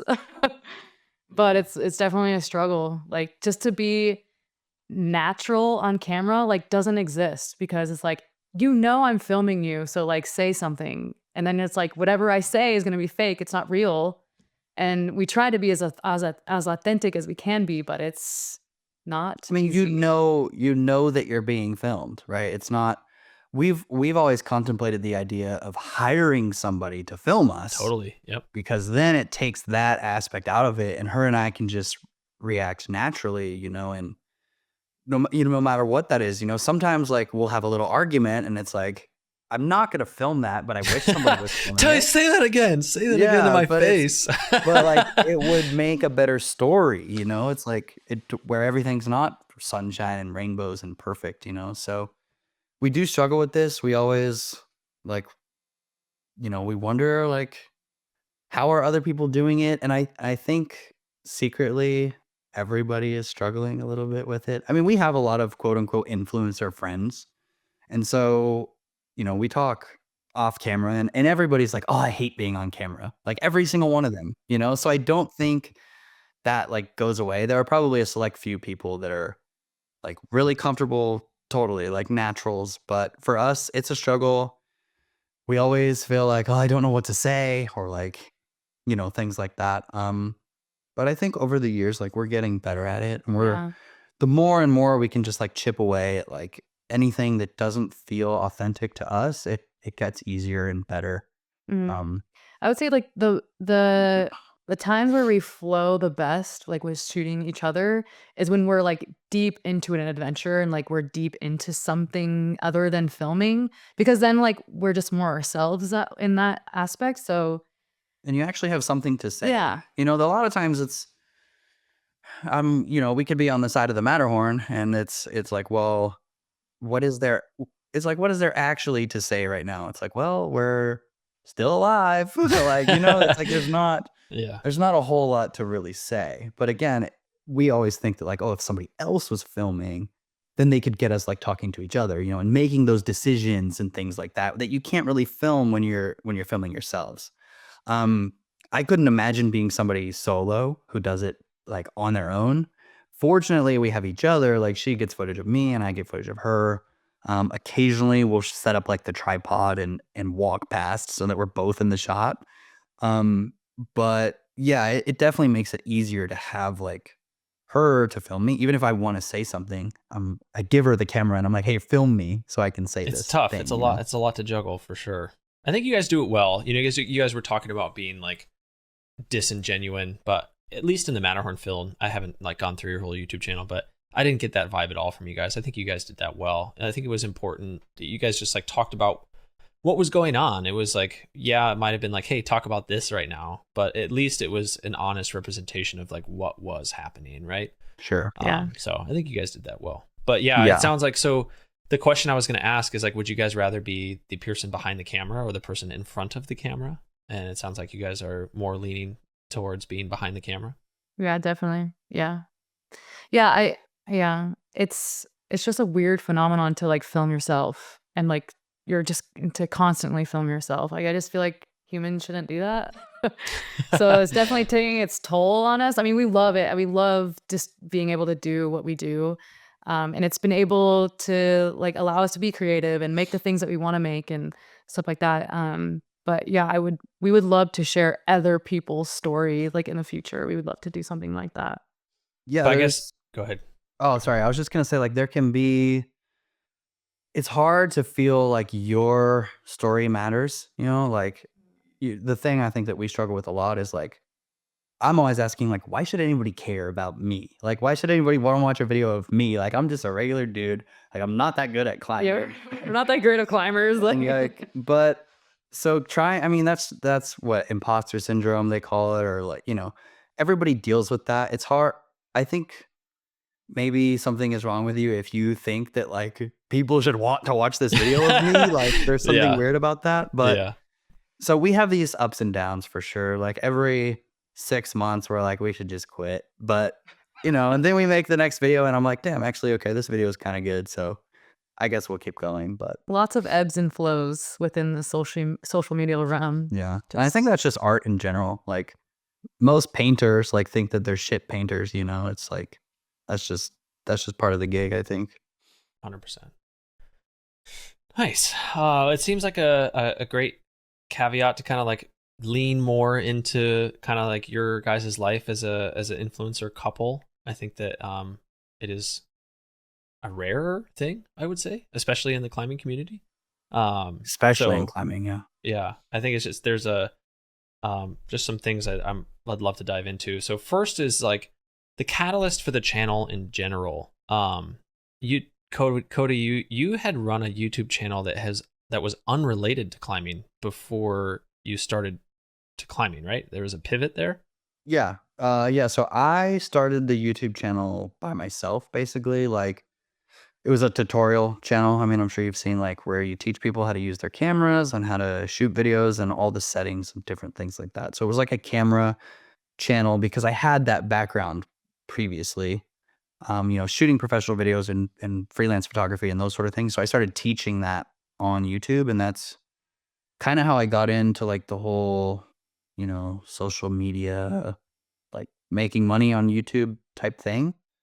Um, and then I don't know, I just got burnt on it. Like, just felt like I was just making the same videos that everybody else was making. Like, I was teaching people things that like there was already 40 videos on this topic that you could go learn from. Like, I don't need to make this video. And I kind of just got tired of talking about cameras and that sort of thing, because like we're at a point now where like we have one camera, we have one lens. Like, I do not care about the camera stuff at all. I don't want to talk about it. Like, I just want to shoot cool stories and make cool films. And so, yeah, we just started thinking like, what else could we do? And it was like the backpacking thing was like how we really started the adventure videos. It was like we started out making backpacking videos basically. But it was like a pretty abrupt pivot. It was just like one day I'm like, I'm not doing this camera shit anymore. Like, let's start doing adventures, Yeah, change the channel name. It used Change to be Cody Blue, and then now it's Cody and Victoria, and Yeah. did something completely different. Yeah, she was working a job, like she was a personal trainer still, and it got to the point where like the channel was doing well enough that it was like, if you want to quit your job, like we're making decent money and like we could do this together. But we weren't going to do, camera tutorials together. So, I think just the natural progression was it was just like what's something that we enjoy that we could make films about and that maybe we could do like better than other people were currently doing it. So yeah, and then we had started YouTube already before we were climbing, Yeah, right? yeah. So you can watch our entire climbing progress on the YouTube channel. Like our first outdoor top rope is on there. So yeah, so we just started climbing and we really got into it, liked it, started making climbing films, and now that's like the only thing we want to make films about, basically. Yeah. And the Instagram is actually pretty new. Like we just started that like this year, I think. We started getting serious about it. Like, Yes, Instagram is still very foreign to me. I don't understand it, but I've just been trying my best. When you guys started to like go down that path of, I guess, being like a climbing couple influencer, I'm going to use that word, is it's very much about being public with your life, right? Like being public about with your personality, being public about the things that you go through as a climber. Like, what was the beginning stages of that like for you guys? The publicity, the I'm gonna be the subject. Like, what was that kind of like?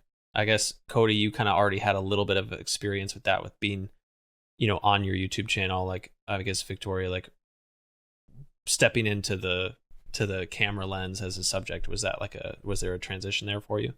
Well, what's funny is like, so Cody had his camera tutorial videos, but I was the model for him. So like when he was like testing his footage, his color, like whatever, like I was on his videos, but like I never talked or anything. So like when I had to talk and engage with the camera, like when we first started the channel together, I mean, it's still very foreign to me, but yeah, I mean, I don't know. I don't read the comments. I also don't edit the videos, so I'm not putting myself out there vulnerably in that way. So I would think you probably take more of the brunt of the publicity than I do. Yeah, maybe. Like I do, like, again, I'm editing the video and stuff too. So like if somebody says this video sucks, then like You're like, that's "Ooh, on me. That's not on ooh." her at all. Yeah. So yeah, there's definitely, I mean, It's tough. I don't know. It comes with the territory, I guess. You get like people who leave terrible comments and whatever. But Yeah, social media can be a pretty hostile place. Yeah. I Have think you guys had Instagram is so much worse than YouTube, though. Man, people are Instagram mean is on Instagram. rough, man. Instagram is rough. It is so bad. But there are, I mean, I'm sure nobody that listens to this, but there are some like pretty mean climbers out there that, I mean, you've experienced, I'm sure, on your Instagram or whatever. Big time. I block them. It feels great. Yeah, it can be pretty nasty. So like that was, you were asking about like getting into the climbing videos and stuff like that. And that was, I mean, I think our very first, like the top rope video, somebody called out the fact that like one of the leg loops wasn't double backed. And it's just like, and that's the first video. So like from there on, it's like you literally have to be. Oh, you gotta be squeaky fucking clean. Oh, man. you have to be squeaky clean. Like if your shoes are untied, somebody will notice. If you've got too much distance between your knot and your harness, you're gonna get roasted. Yeah. we got roasted. Yep. Yeah. Yeah. No, it's So- gnarly. In the beginning, I for sure just went down the gauntlet and was just like, I just need engagement. Yeah, And so I mean- it didn't matter. But at the same time, I started to learn from it. Like, like you can like take these people and be like, hey, fuck you back. I don't need to do this. Like it's safe. But when you start to think about it a little bit, and you're like, okay, like what is this person like? Is this coming from a place of knowledge at all in any way? Right. And then you're like, okay, like could mine not be better? Like, should I have double backed my leg loop? Should I have, done X, Y, Z? And like, what I've found is most of the times, you probably could be doing it better. Yeah. There's something. Usually there's something in always there. something there, that you could change. And like, it hurts. Yeah. And it really hurts to get roasted like that. But I have become a better climber because of that criticism on my channel. You know what? We double backed our leg loops every single time after that. Amen. So, Yeah. so that, I mean, I'm fine with that. There's a way to do it, and Like a way to comment. You can't expect people to comment gracefully. That's no, just of not going to course. happen. Yeah. But I'm of the opinion that like if you're leaving really nasty comments, then like you're just not a happy person. Like And you're out. Man. Yeah, I mean, you're out, but also like, I kind of feel bad for you. That's pretty miserable that you're like scrolling through reels For and sure. just leaving shit comments, But yeah, I mean, like you said, a lot of times people they have something, like you're not totally wrong about stuff. I mean, like I said, I posted like building anchors or whatever. And, we've gotten people that comment and they're like, oh, you should like, don't use the sliding X or whatever. And like, it's hard because I'm like, okay, well, how not to has tested like the sliding X. It's pretty much impossible that you're going to like shock load and blow through it. But at the same time, like you probably are better off like tying some limiting knots, things like that. So, it's like, okay, maybe I'll start tying knots or little things that you're going to pick up from the comments for sure. But you're also going to get your ass roasted. Yeah, you are. Yeah, Instagram is a tough place. It's a tough place. But yeah, I firmly believe on the blocking mentality. If like someone comes on too hot and is just a fucking asshole, that's it. You're out. Yeah. You never Yeah. get to see my page again. And I Yeah. love that feeling. It's like, and then all of a sudden the cancer is gone and you're like, oh wow, I feel really great today because I don't have that person commenting on my page anymore. The funny thing about YouTube, I don't know if maybe you do because you post these on YouTube, but you can hide the user from the channel. So like they think that people can see their comments, but nobody can see them. And so to me, that's even funnier. That's like, even funnier. Yeah. they're just leaving a bunch of comments and like into space, basically. Nobody can read them, but they can still see your videos and stuff. So I do that a lot. I'm like, oh, this is a terrible comment. Hide from channel. Yeah.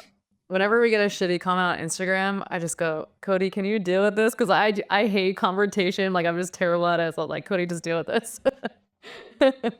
Yeah. I'll give people a little taste sometimes. I used to, and it always blows up in my face. It never works. It never works for me. It feels great, and then I immediately regret it because it always comes back with a bigger inferno. I'm just like, I don't want to go to that level anymore. Like, I was okay throwing a knife at you, but I'm not prepared to defend an axe, you know? Yeah. Like, once it's 8 replies, you're like, okay, you're like, this is too much. And now it's just like, you know, everybody that comes to this page is just looking at these comments, just like, oh my God, this is like really gnarly, you know? It's Yeah. It's just like, it kind of taints the channel a little bit. totally. Yeah, you got to be careful, especially if you're trying to get paid. You got to be careful on how you comment to other people. And I also think like comments like that, like, you sure they make themselves look like an asshole, but they also breed other people like them and attract other people like them. And so if you just nip it in the bud and get rid of the comment in the beginning, like, it fosters this more positive community and more positive environment. Like, I've gotten to the place now where my channel, I would say, is like, I would say 99% like positive comments and positive energy. And it, like, the momentum is picking up in that direction. Whereas in the beginning, it was just like, I was like, oh my God, I'm getting so many comments, but like half of them are like really bad. Yeah. And so is it because you've blocked them all? Exactly. It's because I've blocked I'm them all. blocking. I know. That's true. We haven't blocked like hardly any, probably. I think just one person, but yeah. And there's always like that fear, like, oh, if I block them, it's going to like my engagement will go down. I found it to be the opposite. Yeah. If and I give people grace, you know, like, you can leave something. If it's not completely nasty, I'll like comment, be like, actually, you're kind of wrong here, blah, blah, blah. But if someone comes on and is just like spreading absolute troll hate, it's like, you're out, like, immediately blocked. Yeah. That's it. Yeah. I just like got fed up with that after a while, because I had people that would just like, they were like fan trolls. Like, it would be like post after post. It would be the same person just like talking shit. I'm just like, that's it, man. The line is drawn. I am over it. Like, you're done. Never again. And all of a sudden, like, the weight being lifted of that person commenting on my page was just like, oh my God, this is so amazing. You know, like, I just get people that are nice now. It's amazing. Yeah. Do they ever get you? Like, do you ever feel like, oh man, you got me? Sometimes. It's been a long, dude. I've been climbing for 10 years. I've been posting POV footage for probably 8. It's only been recent until like my Instagram has done anything significant. And so it's just, it's been a long journey of like dealing with people like that and building a tough skin. But yeah, sometimes, man, like the comments will come and I'm just like, I'll think about it for like, 30 more minutes than I should in the day. Yeah. That happens to me mostly on YouTube. YouTube is like my baby. It's like my pride. It's like, I'm a filmmaker and I make films. And so like those ones get me. Instagram, I'm like, who even goes on Instagram? Like, get off of here. Literally everybody. There's a lot of people on Instagram, but I would say in general, YouTube is a much more, it's a better platform for what you're doing. Right. And I think that's where like those comments are like, oh man, if you leave a bad comment on YouTube, please don't leave a bad comment on YouTube. But I'm just like, oh, you got me. You're like, don't make me block you on both platforms, man. Yeah. But it's a crazy gig. It's it's gnarly, man. It's a lot of I think that's like the whole influencer role. Like, I think a lot, especially in the climbing community, it's very much like frowned upon by some people. It's like, oh, you're an influencer. Like, I've interviewed so many people and they're like, the last thing I want to be is an influencer. Like, they're so staunchly against it. And I don't know, man. Like, I get it if you're like, I don't know. There's some people who like, they're really trying to be an influencer. Like, they just want to be an Instagram celebrity and they want to promote products and be like this thing. And like, I get not wanting to be that. I get that. Right. But there's also a place for it too. Like, if you're genuine with your story and you're sharing something that's valuable and you're not like, it's not this egocentric, like, look at me, I'm so amazing kind of like channel, then I think that there's a place for it. And I think that, there's so many other industries that have people like that. Like, climbing's going to have it too. And so I think it's important to share the story.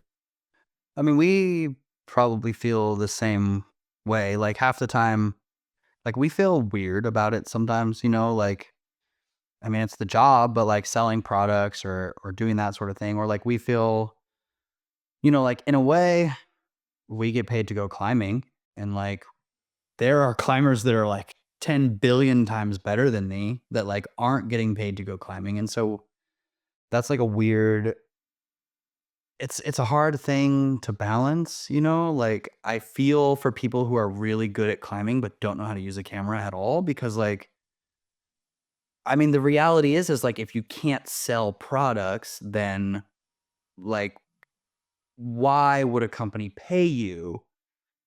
You know what I'm saying? Just to be really good at climbing but nobody's seeing you like wear their jacket or whatever, you know? Mhm. So No, it's a skill set, and I think that's kind of what I was saying is it goes overlooked. Is like you have to have the skill sets as a creator, and running a channel like that and kind of being an influencer is a skill set. yeah. And climbing hard is not enough.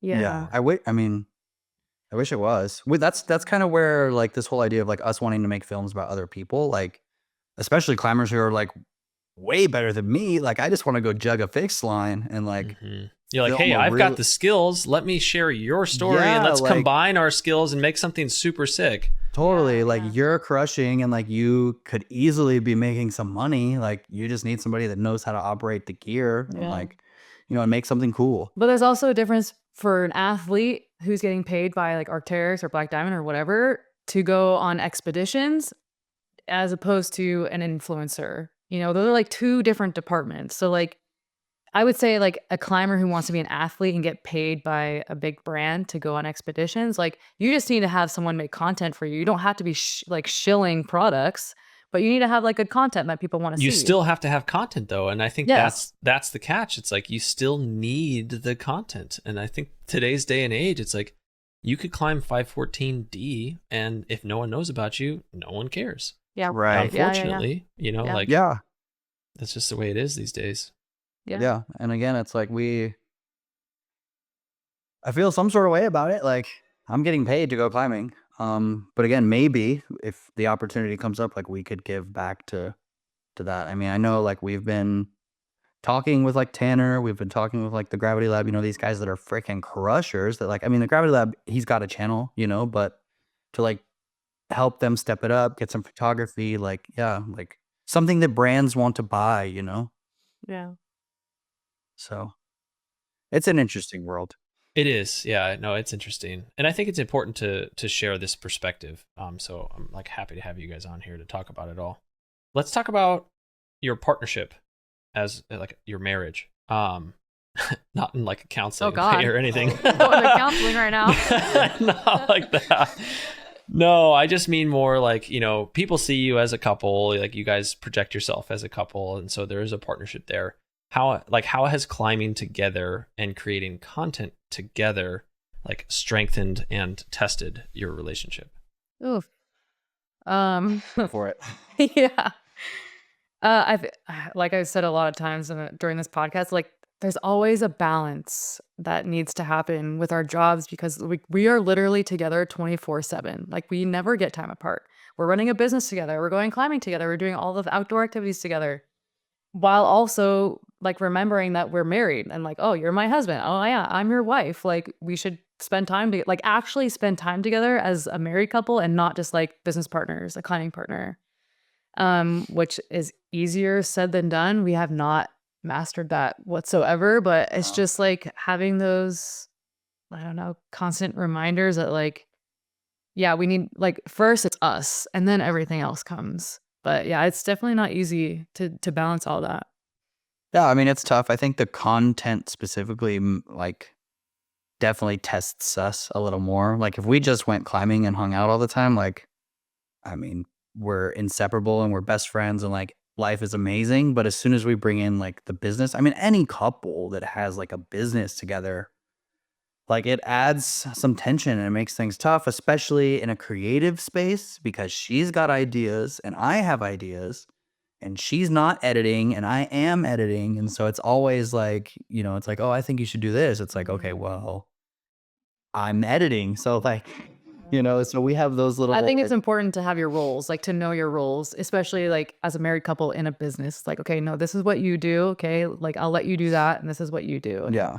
And we've managed to split that now. Like everything you see on Instagram is Victoria. She's like crushing the Instagram. It's growing better than the YouTube channel is. So everything there is like she took that over. She's like, I'll handle this. And so now we have like at least that separation, which is nice.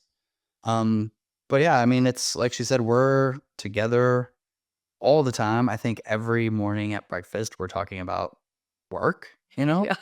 So we have to be intentional, right? Like we have to go out on dates and like make sure that we're, not talking about work. And of course, it always comes up anyways. And so we have to shut it down. It's like, we're not talking about work right now, remember?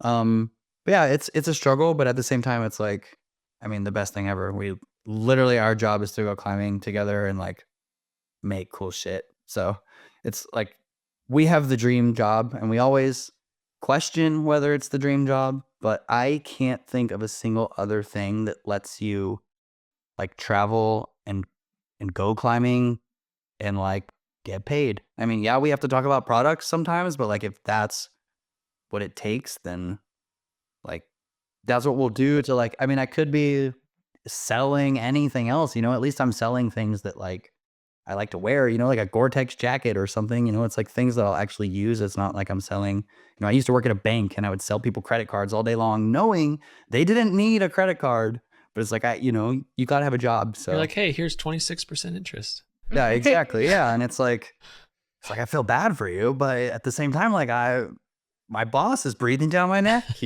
so Yeah, for sure. so we make it work though. Yeah. Definitely pros and cons to the whole thing. But What about your, I don't know, like your, like looking back at your climbing life so far? I know it hasn't been that far, but like, what are you most proud of? Like so far in your growth as climbers and content creators? Like, is there a challenge that you overcome or something that you achieved that you guys have been most proud of so far? On the creator aspect, I mean, I think it is cool that like we did go, I mean, we made our lives into be like getting paid to go climbing. Like that's, I mean, for me, again, it's like I literally cannot think of a better job. Like I don't know, besides being a very high profile professional athlete like a Tommy Caldwell or something, it's like how else do you get paid to just go climbing every single day, yeah. Not every single day, to be fair, but A lot of the time it's spent on the computer. Yeah. Most of the time. to go climbing and get to shoot it and like make cool stuff out of it, Yeah. I don't know, but as far as like climbing specifically, if that's what you're asking, I don't know. I mean, honestly, like every time we're out in the Alpine, we do like these big, like long multi-pitch days and big objectives. Like I'm just so stoked that we were like able to do that together and like, and then of course like having the video and photos of with all that, it's like I don't know, super cool that we had that with us. That we'll always be able to look back on that. So yeah, I mean, Yeah, I think same. in climbing specifically, right? Like you're always, every time you do a new climb is another one of those like great moments, it's like one of those. So we always have something to look forward to, and yeah, I don't know if there's like any big achieve, like every successful climb is like a great achievement, it's seeing your progress and whether you're climbing a harder grade or you're like climbing something that last year you thought was like no chance in hell you would ever climb it, and so I don't know, at least for me, it's like every time we go out, I'm amazed by like how much we've progressed, That is one of the cool things about climbing is that the progression is like always there, right at your fingertips. There's like always the next thing you get to focus on. And it's usually so tangibly aware. It's like, okay, like I know it's like right there. Sometimes like with other pursuits, with like creative pursuits, or it's like hard to really envision like the next step, right? It's like, how do I get here? Like, I don't really know what here is it even is, and climbing is like so concrete. You're just like, okay, like I know what's next. I know what Yeah, you have like very specific goals and like things, like a climb is a climb. So it's something to look forward to and train for and Yeah. see that success and the accomplishment. Whereas like you said, in creative endeavors, it's like, I mean, I guess you could say like, oh, I want 200,000 subscribers or whatever, but like that's like how does that happen? It's like you don't really know until you're there. yeah, it's like Yeah. so yeah, there's no real measure really. Like I guess I just keep making videos until it happens. But whereas climbing, you can actually like try and you can, I don't know, you're like winning all the time. I mean, you're failing all the time too, but just to see that progress, like year over year, especially is crazy. Like I remember us having a conversation of like I'll never climb 5'9" on trad. Like there's no way, you know? And then it's like, now you walk up to any 5'9", like almost, and you could climb it, you know? So it's seeing that progress too is. Mhm. Yeah, and just seeing like also like how we've grown since, like mentally, and being able to tolerate risk and problem solve together and all that stuff. Like there's so many aspects to climbing that just forces you to grow as a whole person, not just physically, which is, I just think that's so amazing. Like what other sport like really does that for you? Um, and especially like one that like as an adult, like I don't know. Yeah. And there's never, like, you can never learn it all, like Yeah. ever. And I think that's one of the really cool things about climbing, like just from the technical side or the gear side, you can always learn something new, like if you ride a snowboard, it's like you can learn new tricks, but like snowboarding is snowboarding. You're not tying knots, you're not getting all this strange gear that you've never used before, so you're being challenged in like a puzzle type way as well. So it really is like, I mean, it's got multiple layers for sure, and it's never ending, but you have those concrete goals, whether it's like you just learned a new anchor and you used it for the first time, like that's always a really cool feeling too. Yep. Yeah. What about the future? What's next for you both as climbers and creators? Well, next year our goal is to climb Half Dome, the regular route, Nice. and maybe the nose in the fall. We'll see. Damn, I don't want to put it doubling out there in the universe because down. now everyone's gonna be like, "Oh, you better do the nose," but we'll see. I don't know. We'll see. Yeah. It's we definitely want to start big walling next year. Like, Yeah. I think we're gonna try to go for Half Dome in the spring. I might see you there. Dude, let us know. That would be I awesome. might see you there. Yeah. Cool. So hopefully in the spring, and then so I actually climbed the first 4 pitches of the nose with Tanner. Cool. Had like never even considered, like I thought I was still 3 years out from climbing the nose. But yeah, I went up with him, and like he just instilled so much confidence in me, and basically like I don't know if I crushed it. You'd have to ask him, but he was like, dude, he was like the way that you climbed this, like you definitely could climb the nose. And so I'm like, okay, sick. Like maybe we'll try the nose next year. So those are like our 2 like Big goals. Other than that, like we'd love to be able to walk up to any 5'11" and just be like, oh yeah, we could do this, So just being stronger in that aspect. And yeah, some Alpine goals too. Have you climbed on the Incredible Hulk? Yeah, I got on PV this last summer. Okay. So yeah, I think that's like on the list too. I don't know. That's maybe like a smaller goal. I don't know. It's so stellar. I only got up to, I think, pitch 5 or 4. Dude, like 55 plus mile an hour, constant winds on the face. Everybody on the rock bailed. Yeah. It was just like, it was to the like point where like if you were on the face, you were gonna get blown off. Yeah. So it was just like, we're not here for this, same thing. It's just like, we're bailing. And it sucked because like, it's a long hike out there. It's a long drive from Vegas, it's like, it's a mission to get out there, but it just, wasn't the time. And we didn't allocate time to like, we could have stayed and then waited for the next day. But both Bryce and I were like, you know what? Like if we're here again tomorrow and we get bailed off of it again, we're going to be super pissed because we're not going to get any climbing in. Right. So we just like bailed and went all the way down to Cardinal Pinnacle and Bishop and just like got 3 routes in a day. And yeah. Yeah, like V8 crack, West Face, and some other, I forget what the other route was, but we got like probably 8 pitches in a day. And so it was just like, that was like a huge day. That was like so good. That sounds like that's so much fun. That's such a cool spot too. That West Face is really good, huh? West Face is sick. Yeah, super sick. I can't believe I'm forgetting the other one. Crack Kingdom.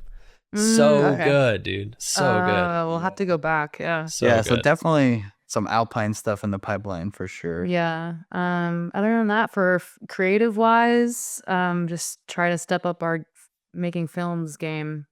Yeah. Yeah. I guess I'll put this out there. Maybe this will give me a little more. If it doesn't happen, I'm sorry, but I would really like to get a film like into a festival. Whether that's about us or about like another climber or somebody who's got a really cool story. I think that's like one of my creative goals for sure, is like hopefully do a little festival run. I know like Tahoe has like, you know, a mountain film.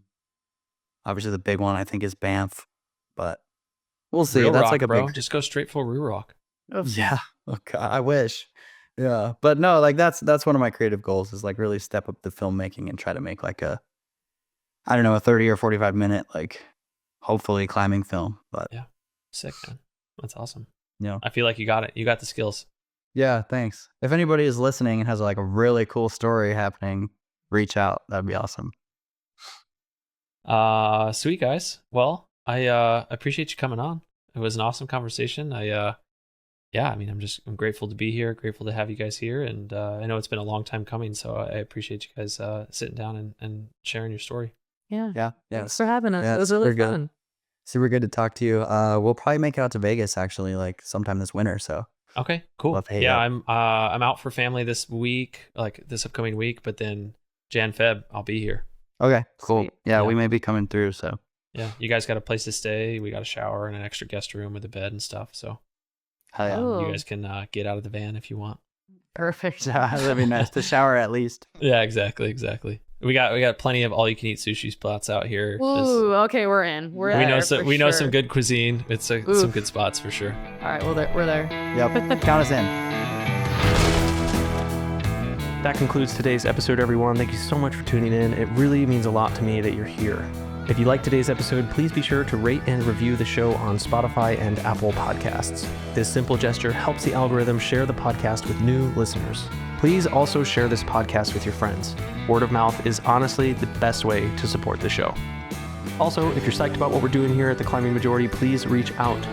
DM me via Instagram or email me at theclimbingmajoritypodcast@gmail.com. I want to hear from you.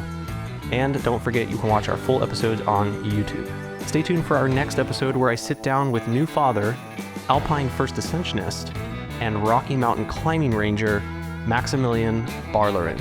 Until then, keep exploring, stay safe, and as always, thanks for being a part of The Climbing Majority. I will see you all in 2 weeks.